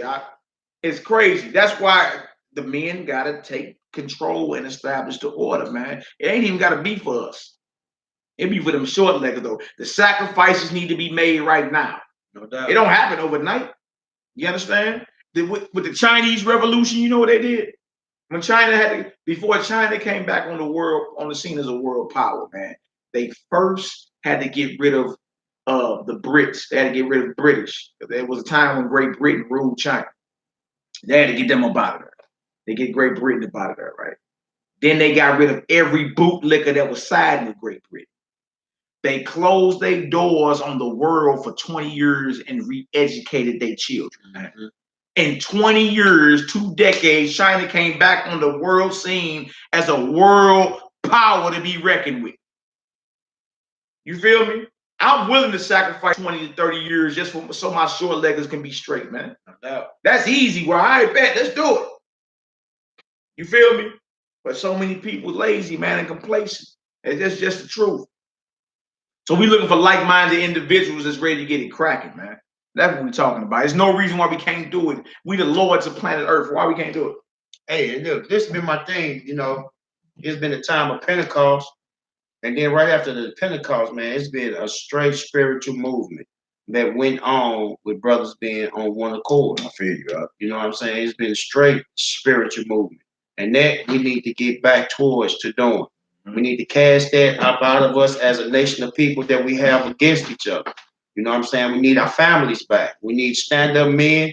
We need virtuous women. You know what I'm saying? So we can raise strong children. You know what I'm saying? That's what's next. That's what's going on out here. You know what I'm saying? We're looking forward to entering the kingdom. We ain't gonna get there not being on one accord. You know what I'm saying? But this is definitely a powerful time right about now. Because if you get off into that book of Acts and you see the movement that went on after brothers received those fiery tongues, then the movement went and there was thousands, men added to the fold by the thousands. And that's because of the word was going out. It was spreading forth quickly. That's right. You know what I'm saying? But after that, no man lacked anything. Now, how is that? Because we so individually living and we lacking a lot. That's right. We lack a lot every day, but then at this time, no man lacked nothing. So for as if it's to say materialistic wants, you didn't have it. You know what I'm saying? If it was spiritual needs, we didn't need it. We stayed with each other, we rehearsed with each other, we ate with each other. And that eating was whether it was gaining of the word or whether if it was eating meat together. We did all things together. All things were in common. Ooh. And all men were on one accord. And that there we want to get back towards. Yeah. You know what I'm saying? We stayed separate out of Egypt and went to Goshen. You know what I'm saying? So it's just like bro was naming within the Chinese. We did that with our own. Yeah. You know what I'm saying? We stayed in Goshen. We didn't take out there with places where other people were at. In captivity. In captivity, wow. No doubt. But we still stay with our own the way we trained our own. You know what I'm saying? As our own. No doubt. That's real, man. So we got the examples. Ain't like it can't be done. When we was in Babylon, we lived amongst our own. You understand? We still had everything established, judges and everything. Yeah. You know what I'm saying? There's no reason why we can't do it. It's just excuse after excuse after excuse. When the Most High gave a decree in Zephaniah 2:1, gather yourselves together, O nation not desired. Matter of fact, let's read that real quick. What's that? Zephaniah 2:1. These scriptures that these are scriptures that don't get brought out because we too focused on division. You understand? Like look, you ain't gonna run into any nation on this planet that agree, like every individual. You think every individual in China agree? You think every individual in America agree? You know better than that. There wouldn't be no Democrats and Republicans. You understand? But you can bang that out amongst each other, you feel me? But when it come down to running the nation and the future of our nation for our children, we owe our children, man, to get on one accord. We can bang out differences and all that off camera, you dig, amongst each other. We can do that. I'm all about the sword swinging. Hell, every nation do that. Don't the Democrats and Republicans argue all the time? But when the world see them as a united, but when it's time for the camera to catch them, it got to be a united force. And that's just what it is, man. You think everybody in Germany agree with one another? See, we got this thing in our mind that that, well, we can't come together on one accord because we all don't agree on everything. Well, you'll never get together then. You feel me? It's brothers I study with that I don't agree with on everything. You understand? I got brothers believe the earth flat. I don't. You understand? But that don't stop me from being a brother to the brother. It is what it is. You feel me? So the whole point is you're gonna have differences. It tell you in the scripture, we gonna see eye to eye in that day when the Most High redeems Zion. No doubt. That's Isaiah 52, verse 8 and 9. Then you got Zephaniah 3, verse 8 and 9 that say when he purged the earth with fire, he's going to pour out on the people a pure language that we all may call upon the Yahweh with one consent. The one accord is coming. We just strive to get there, man. You understand? Man, we can do all that amongst each other. We can do all that amongst each other as long as there ain't too much madness. You feel me? Like I ain't, niggas talking about they the Holy Spirit. You don't come around there. You understand? We ain't talking about no madness like, well, nigga, it's lawful to rape. We ain't dealing with none of that. Right. You ain't dealing with no madness, bro. But if you may see something a little different than me in the scripture, then they ain't gonna stop me from being no brother to you. You understand? But we ain't condoning nothing that's gonna promote some type of blasphemy. Like it's okay to rape little girls, you know what I'm saying? This nigga in New York think he the Holy Spirit. No. You feel me? Or if you ain't with us, you ain't in the truth. No, not dealing with none of that rebellion, man. You can't come around it. You understand? But if just because you may think the earth flat, or you may think the Sabbath is based off the new moon and not every, or whatever, you feel me? Or you may look at aspects of predestination, and the scriptures say choose life or choose death. I mean, we can talk about all that, man. You understand? That shouldn't stop me from being a brother with you. And we owe it to our children to where when the camera catches, we on one accord, man. You understand? Meaning we being brotherly. We believe in the commandments of the Most High. We believe in the Messiah. You understand? And we striving until that day to be on one accord, because in that day we're going to see eye to eye according to the scripture, as Isaiah 52, verse 8 through 9. Oh, no, look at Uncle her. No, that Negro either talking about he wanted the two witnesses. Hell no. That Negro over died in Chicago. He done lost his damn mind too, man. No, Negro. If you wanted the two witnesses, you understand? Why in the world are you trying to convince us? What you supposed to be doing if you wanted the witnesses? As a matter of fact, what you mean you're one of them? Where your sidekick at? Y'all supposed to be together. Yeah, man. Certain things we can't accept. You understand? But we got basic core principles and all that, man. We ready to rock. It is what it is, man. You dig? So I get this Zephaniah 2 and 1 real quick, bro. Zephaniah chapter 2 and verse 1. 1 through 2. It says, gather yourselves together. Yeah, gather together. O nations, not desired. Oh, who? Oh, nation, not desired. That's us. We are the nation that's not desired. You got a mandate from heaven. The Most High say, what? Gather yourselves together. You better get together and hurry up. You feel me? Lava is spewing out of that volcano in Hawaii as we speak. And they said that ain't even the big explosion that's coming. Huh? Gather yourselves together, O nation not desired. Come on now. Before the decree bring forth. Before the what bring forth? The decree bring forth. Before the Most High put that decree down. Come on. Before the day pass as the chaff. Before the first anger of the Lord come upon you. Before the day of the Lord's anger come upon you. He said, you better gather together before the day of the Most High. No doubt. You see that?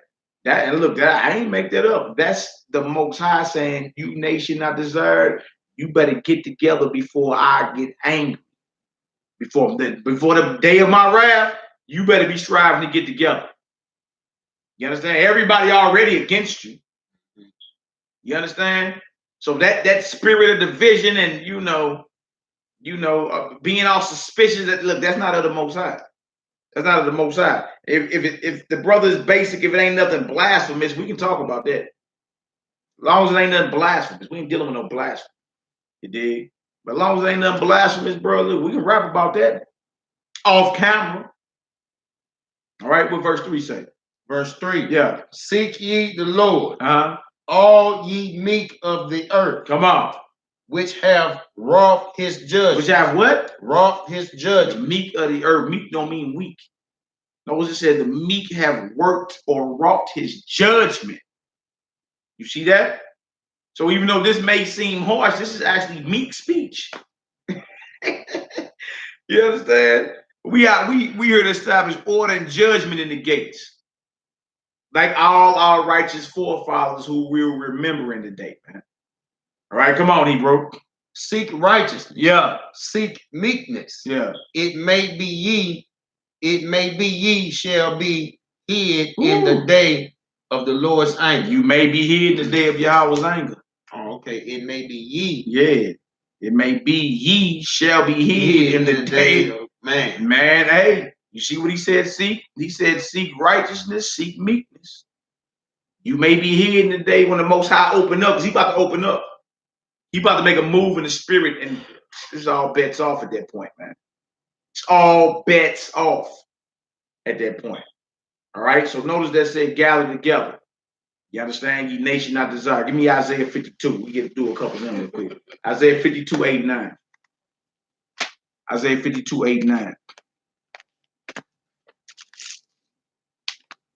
That's right, out 1 John 4 and 15. Whosoever shall confess that Yahweh Shah is the son of Yahweh, Yahweh dwelleth in him, and he in Yahweh.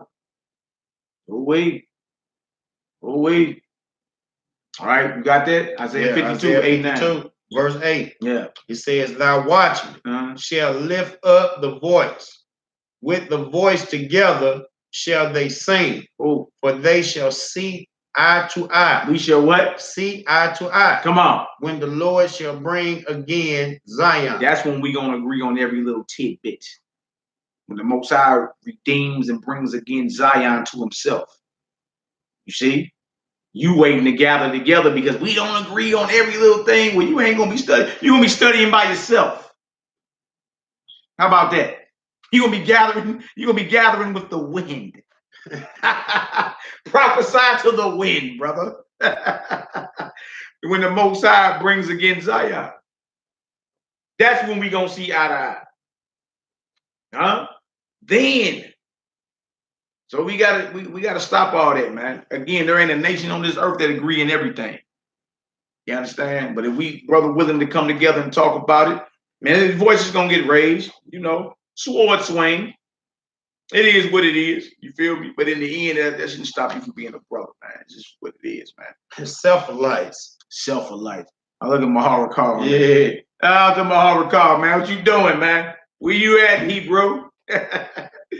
All right, come on, Hebrew. Let's get it. Verse 9. Yeah.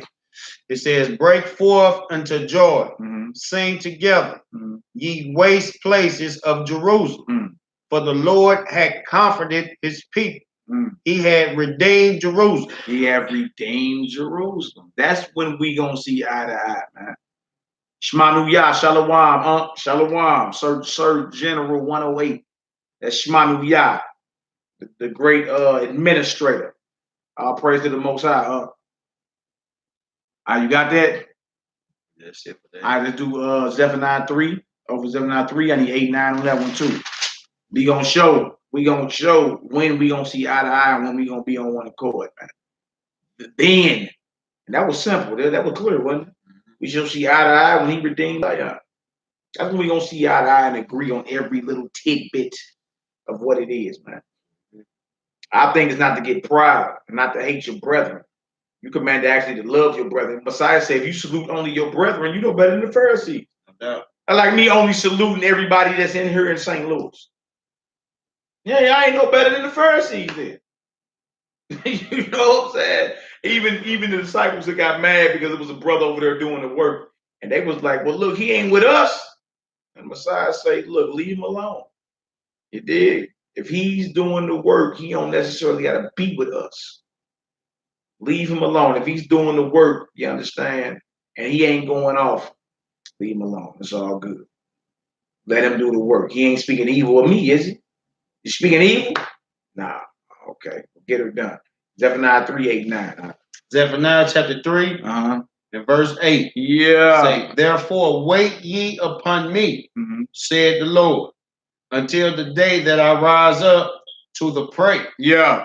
For my determination is to gather the nation, right, that I may assemble the kingdoms, to pour upon them my indignation, even all my fierce anger. Right. For all the earth shall be devoured with the fire of my jealousy. Has that happened yet? Has all the earth been devoured with the fire of Yahweh's jealousy? No, it hasn't. So that day that we reading about ain't came yet, right? Let's see when we're going to be on one accord. Let's read. For then will I turn to the people a pure language. Then the pure language is coming, right? So there's no reason to be arguing over our pronunciation of Hebrew or none of that, man. No doubt. None of that. All right, come on. That they may all call upon the name of the Lord to serve him with one consent. Oh, one consent or one accord to serve him with one consent. That's after he devoured the earth with the fire of his jealousy. That's after he redeemed Zion. Then we shall see eye to eye and serve the Most High and call on his name on one accord, one consent. You feel me? If it ain't nothing blasphemous being brought out, we off camera can discuss that. It is what it is. You understand? We a nation of people. We're not a religion. That's what didn't happen with this movement. It turned into a religion. You understand? People talk about when I used to be a Hebrew Israelite. Hold on. That let me know who the hell was teaching you. No, there ain't no such thing as you used to be. Why did you do that? This is your birthright. This is who you are. You don't used to be an Israelite. Israel was a man who had sons and daughters. You understand? And they had sons and daughters and sons and daughters. The word Israel is a nationality, man. You can't used to be who you are. A Chinese man can't be born Chinese and die Italian. No doubt. This is who you are. You understand? It's who you are. Everybody getting mad, like, oh man, I don't know. Oh, so you want to address bad behavior? Well, you think every white man in America renounced being a white man because Timothy McVeigh blew up the Oklahoma City building? No. How about the Germans? You think the Germans renounced being Germans because of Adolf Hitler? It's only you simple Negroes. Hey, check it out, bro. You know the scripture say don't call no man Rev, bro. Yeah, that's all. Bro, where we at, Rev? We said that twice. We at, Rev? I remember we saying Revelation or Rev? No, he couldn't be saying Revelation. We were saying Revelations. Oh, yeah, okay. Yeah, I hope that's Revelation, not Rev, bro. Yeah, now we don't call nobody Reverend around here, man. We know reverence. No, that's holy and reverend is the Most High's name. Psalm 111, verse 9 and 10. That's the Most High's name. And we dare not receive a flattering title or nor give it. We'll be playing with death. All right, bro, let's finish it off. Psalm. We was in Zephaniah 3. Yeah.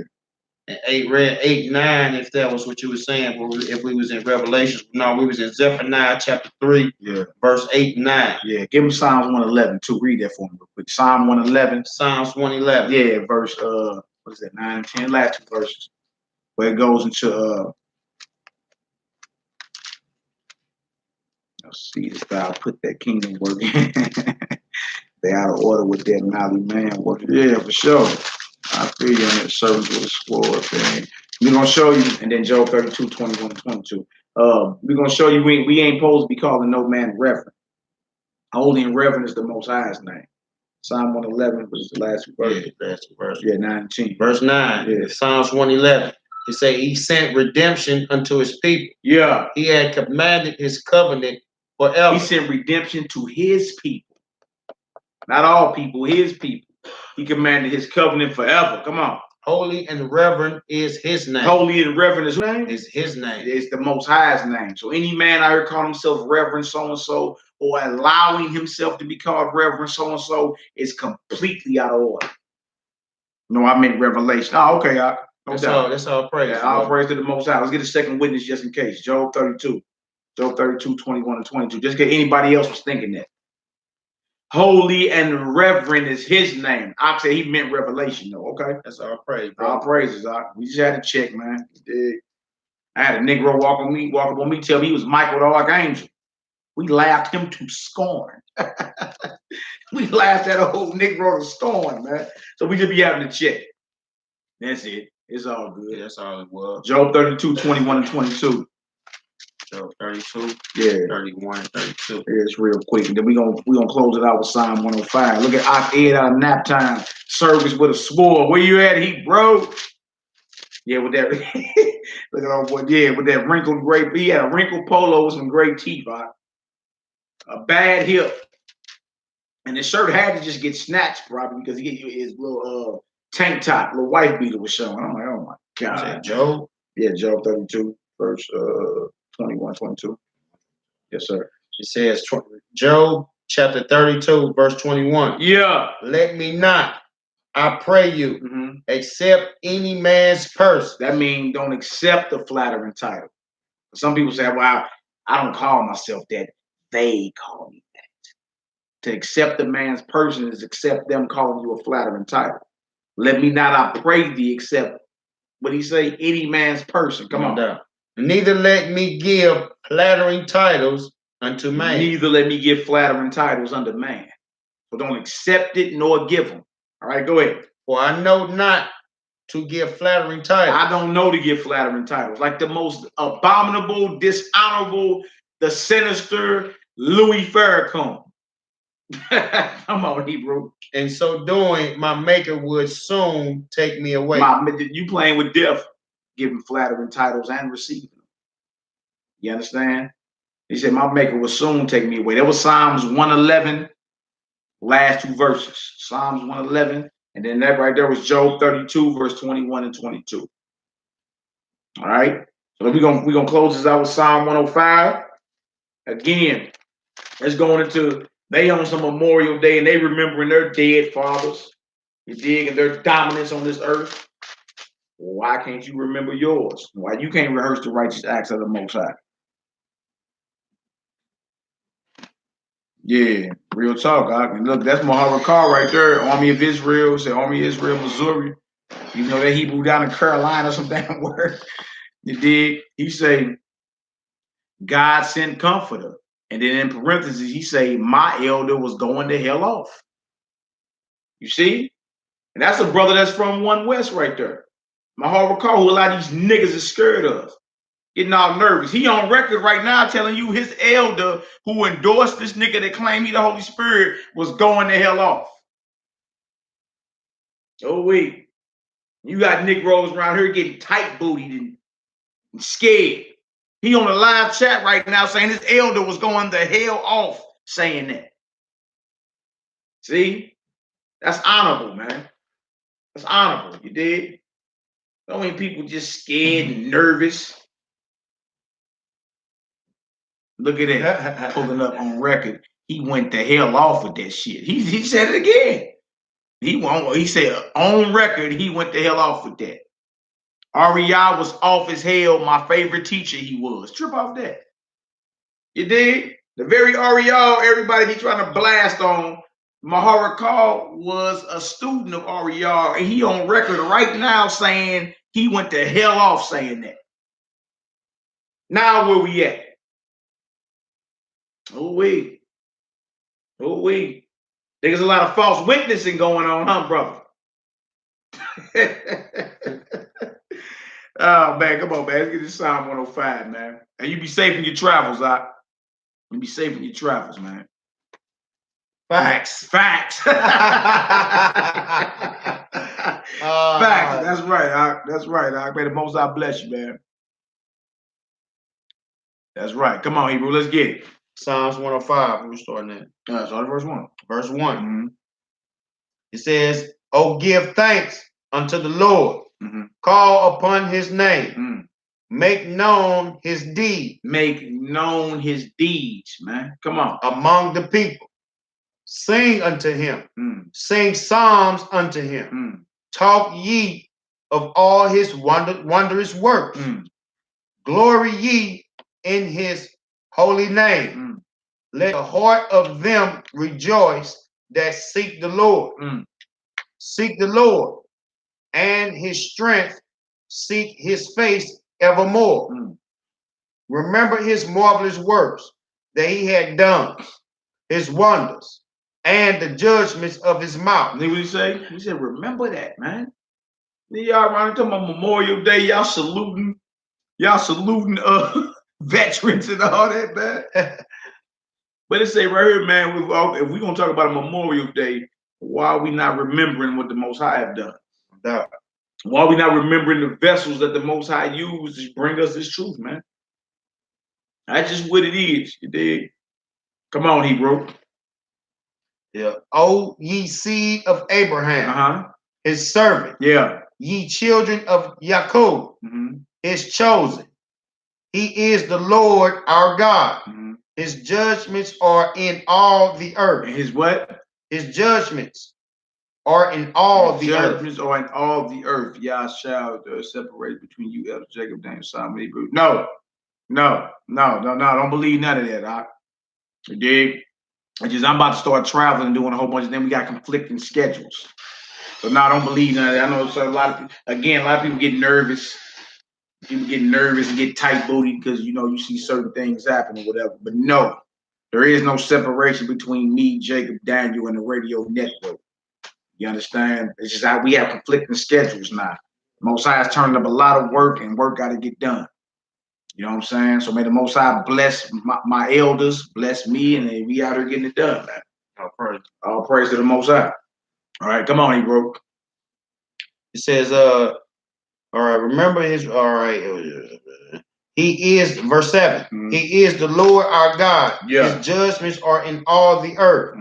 He had remembered his covenant forever. He has remembered his covenant for what? Forever. Forever. Come on. The word which he commanded to 1,000 generations. Which covenant he made with Abraham and his oath unto Isaac. And confirmed the same unto Jacob for a law. Yeah. And to Israel for an everlasting covenant, saying, unto thee will I give the land of Canaan. That's right. The lot of your inheritance, when they were but a few men in number. Yeah, very few. Very few. And strangers in it. When they went from one nation to another, from one kingdom to another people. He suffered no man to do them wrong. Yeah, he reproved kings for their sake. And this is David, right? And he's bringing into memory, right, all the righteous acts. All the righteous acts that the Most High did for his people. You know what I'm saying? That's powerful. But look, if we never teach our children this, then we forget as a people, and then we slip right back into idol worship. And the Most High open up on us, and you know what I'm saying? And we become his enemies, man. So to remember is one of the most powerful tools that you have to stay in power. You must remember your past. You must remember your fathers. That's why this heathen constantly with his holidays. With his holidays, it got to do with his independence and his brutality and his power. That's what happens. No.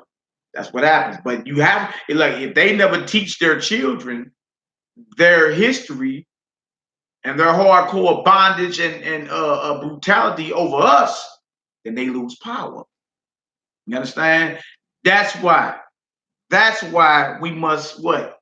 Raise our children up and train our children up to remember and rehearse the righteous acts of God. You see that right there? The Most High did that for David. He killed Goliath.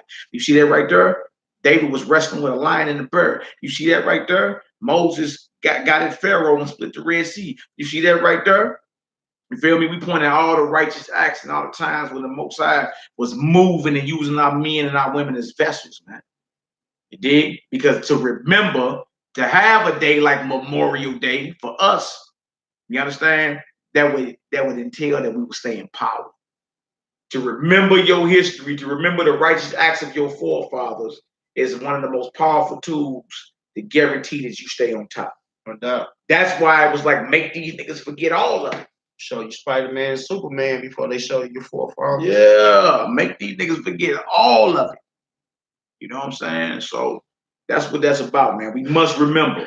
Once we remember, naturally we start linking back into our God, man. And that's the crazy part about us, because we have a covenant with the creator of heaven and earth. Word up.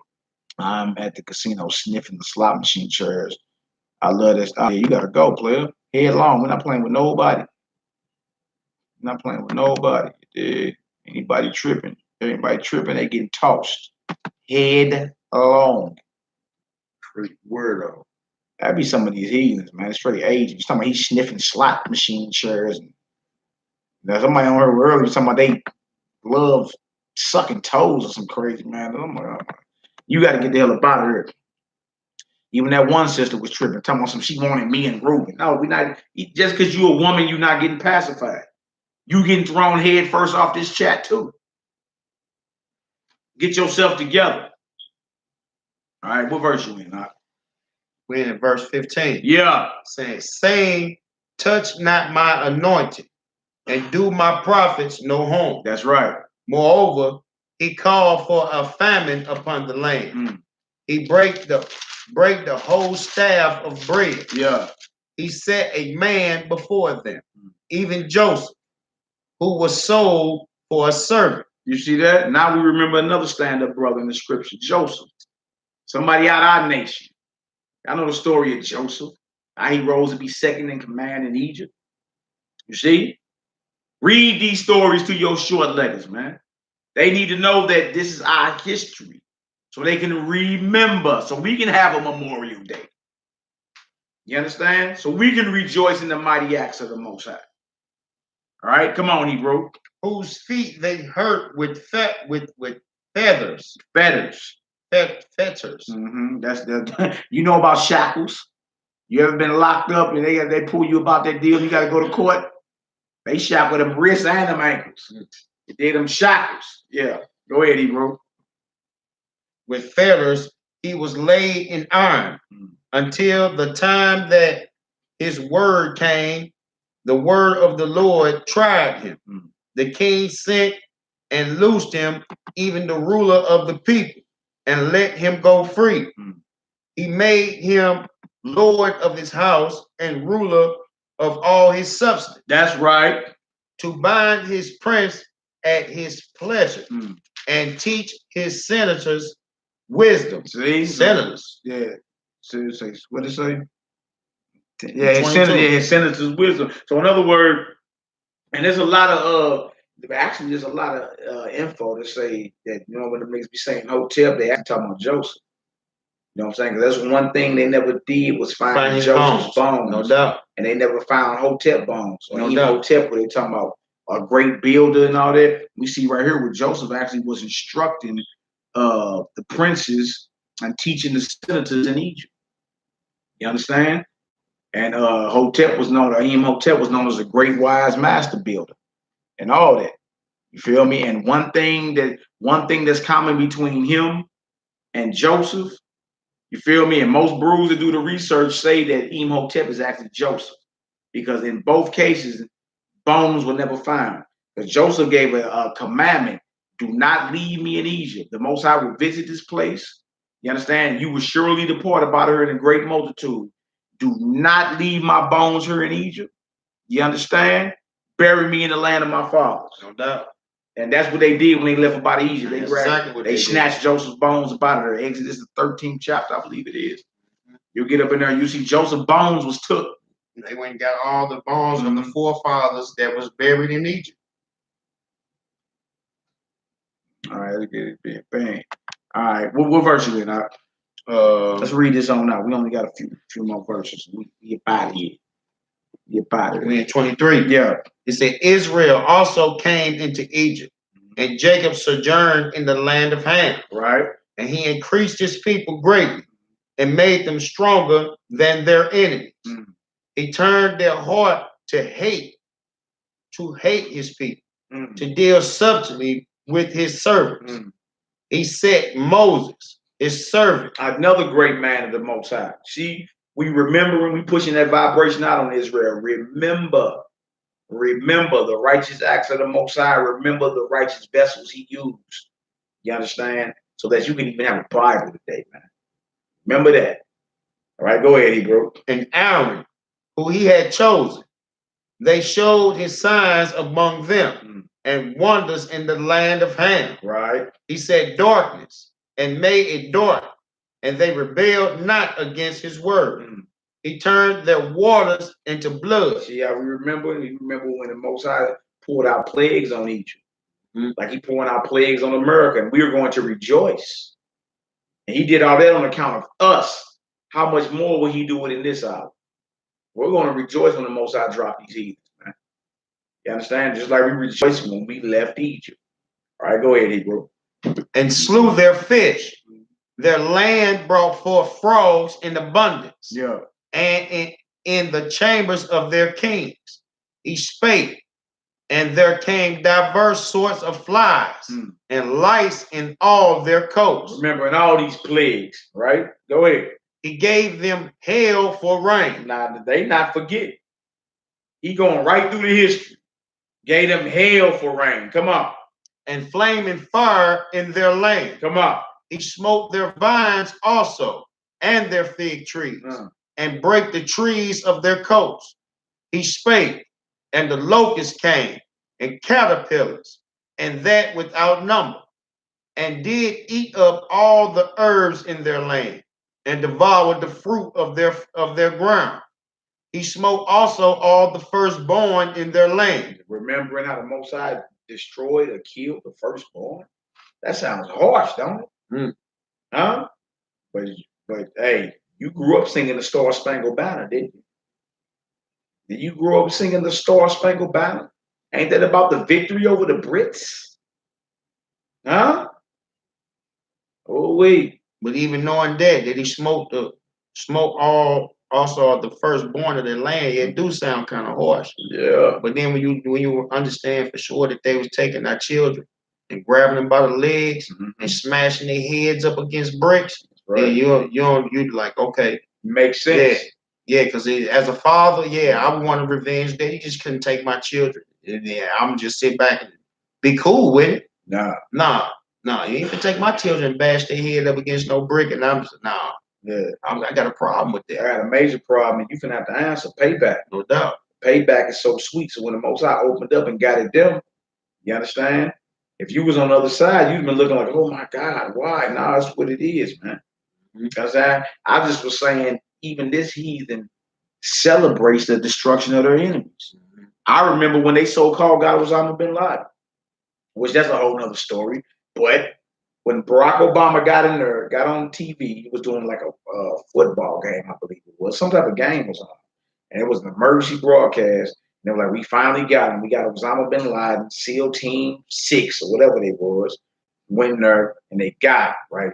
And then everybody waiting to see the body. They said, no, we gave him a traditional Muslim burial. We buried at the sea, which don't even make no damn sense. Right. It did. But the point was, everybody from sea to shining sea was celebrating. They popping collars, USA. I say, wow. You feel me? People clapping, so-called black Christians out. I said, oh, okay. Well, y'all ain't got no problem celebrating the destruction of your enemy, huh? It's just only when it come down to good old white man. When we talk about his destruction, everybody get nervous. God loves everybody. You wasn't saying that when you were celebrating the death of Osama bin Laden. Come on, Hebrew, let's get it. It's crazy. Verse 37. He brought them forth also with silver and gold, and there was not one feeble person among their tribes. Egypt was glad when they departed, for the fear of them fell upon them. He spread a cloud for a covering, and fire to give light in the night. The people asked, and he brought quails and satisfied them with bread of heaven. He opened the rock, and the waters gushed out. They ran in the dry places like a river, for he remembered his holy promise. What verse you in? 42. Okay. He remembered his holy promise, and Abraham his servant. and he brought forth his people with joy. He remembered, Memorial Day. Remember what the Most High has done for you. Remember the vessels he used so that you could even have a Bible today once again. All right, go ahead. He brought forth his people with joy, and his chosen with gladness. Come on. And he gave them the lands of the heathen. And cast heathens out. This is my people land. I promised this to Abraham. All right, go ahead. And they inherited the labor of the people. Come on. That they might observe his statutes. This is the whole reason. See, what good is the land if you ain't keeping the order of God on it? No doubt. All this happened that you might observe his statutes, man. What else, bro? That they might observe his statutes and keep his laws. Woo! Praise ye the Lord. Yeah, see that? So on this Heathens Memorial Day, we're going to remember our forefathers every day. And we're going to remember the righteous acts of our power, Yahweh, every day. And we're going to remember the sacrifice his son laid down for us, Yahweh, every day. You dig? These heathens do it on their little Memorial Days and on their 4th of July's and on their Thanksgivings. You understand? We're going to push this vibration over our families. We're going to constantly rehearse the righteous acts of the Most High, man. Train up your children the way that they should go. That way, when they old, they won't depart from it, man. You understand? You men, you've been given a charge from the Almighty. Take the bull by the horns, because he says in Revelations, I have not found your works perfect with the Almighty. You understand?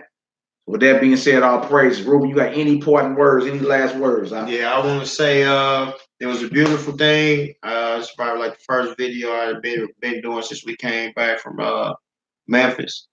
And I want to say it was beautiful seeing a lot of the family out there. Probably like the first or maybe a second time I've seen some of the family, but like I say, it was beautiful. And they want that thing on one accord. We definitely need to strive for that, because like I say, with there were so many of us in the building, the love was definitely there. You know what I'm saying? We can have that in spirit all the time. I'm definitely with it. Your brother Ruben Ben Israel, STL. Shalom, family. Shalom, your brother Malachi Maccabee, Order Melchizedek, Order STL, Honor Humility STL, House of Zion, Homeschool, Sect of the Nazarene. Y'all willing, we be bringing a powerful lesson tomorrow through my young gunner Aki Yaki and Azariah Amos. Also, we should be doing a live feed for the House of Zion, going over the curriculum for the homeschool.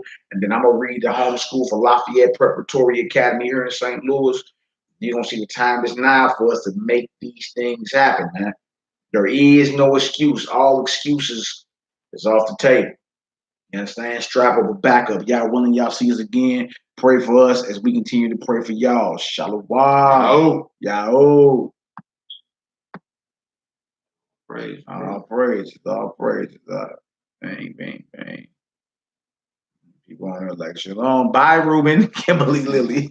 She be on you, boy. Who was that? Yeah, Kimberly Lily. She be messing with you all the time. I don't even know who it is. One of the sisters.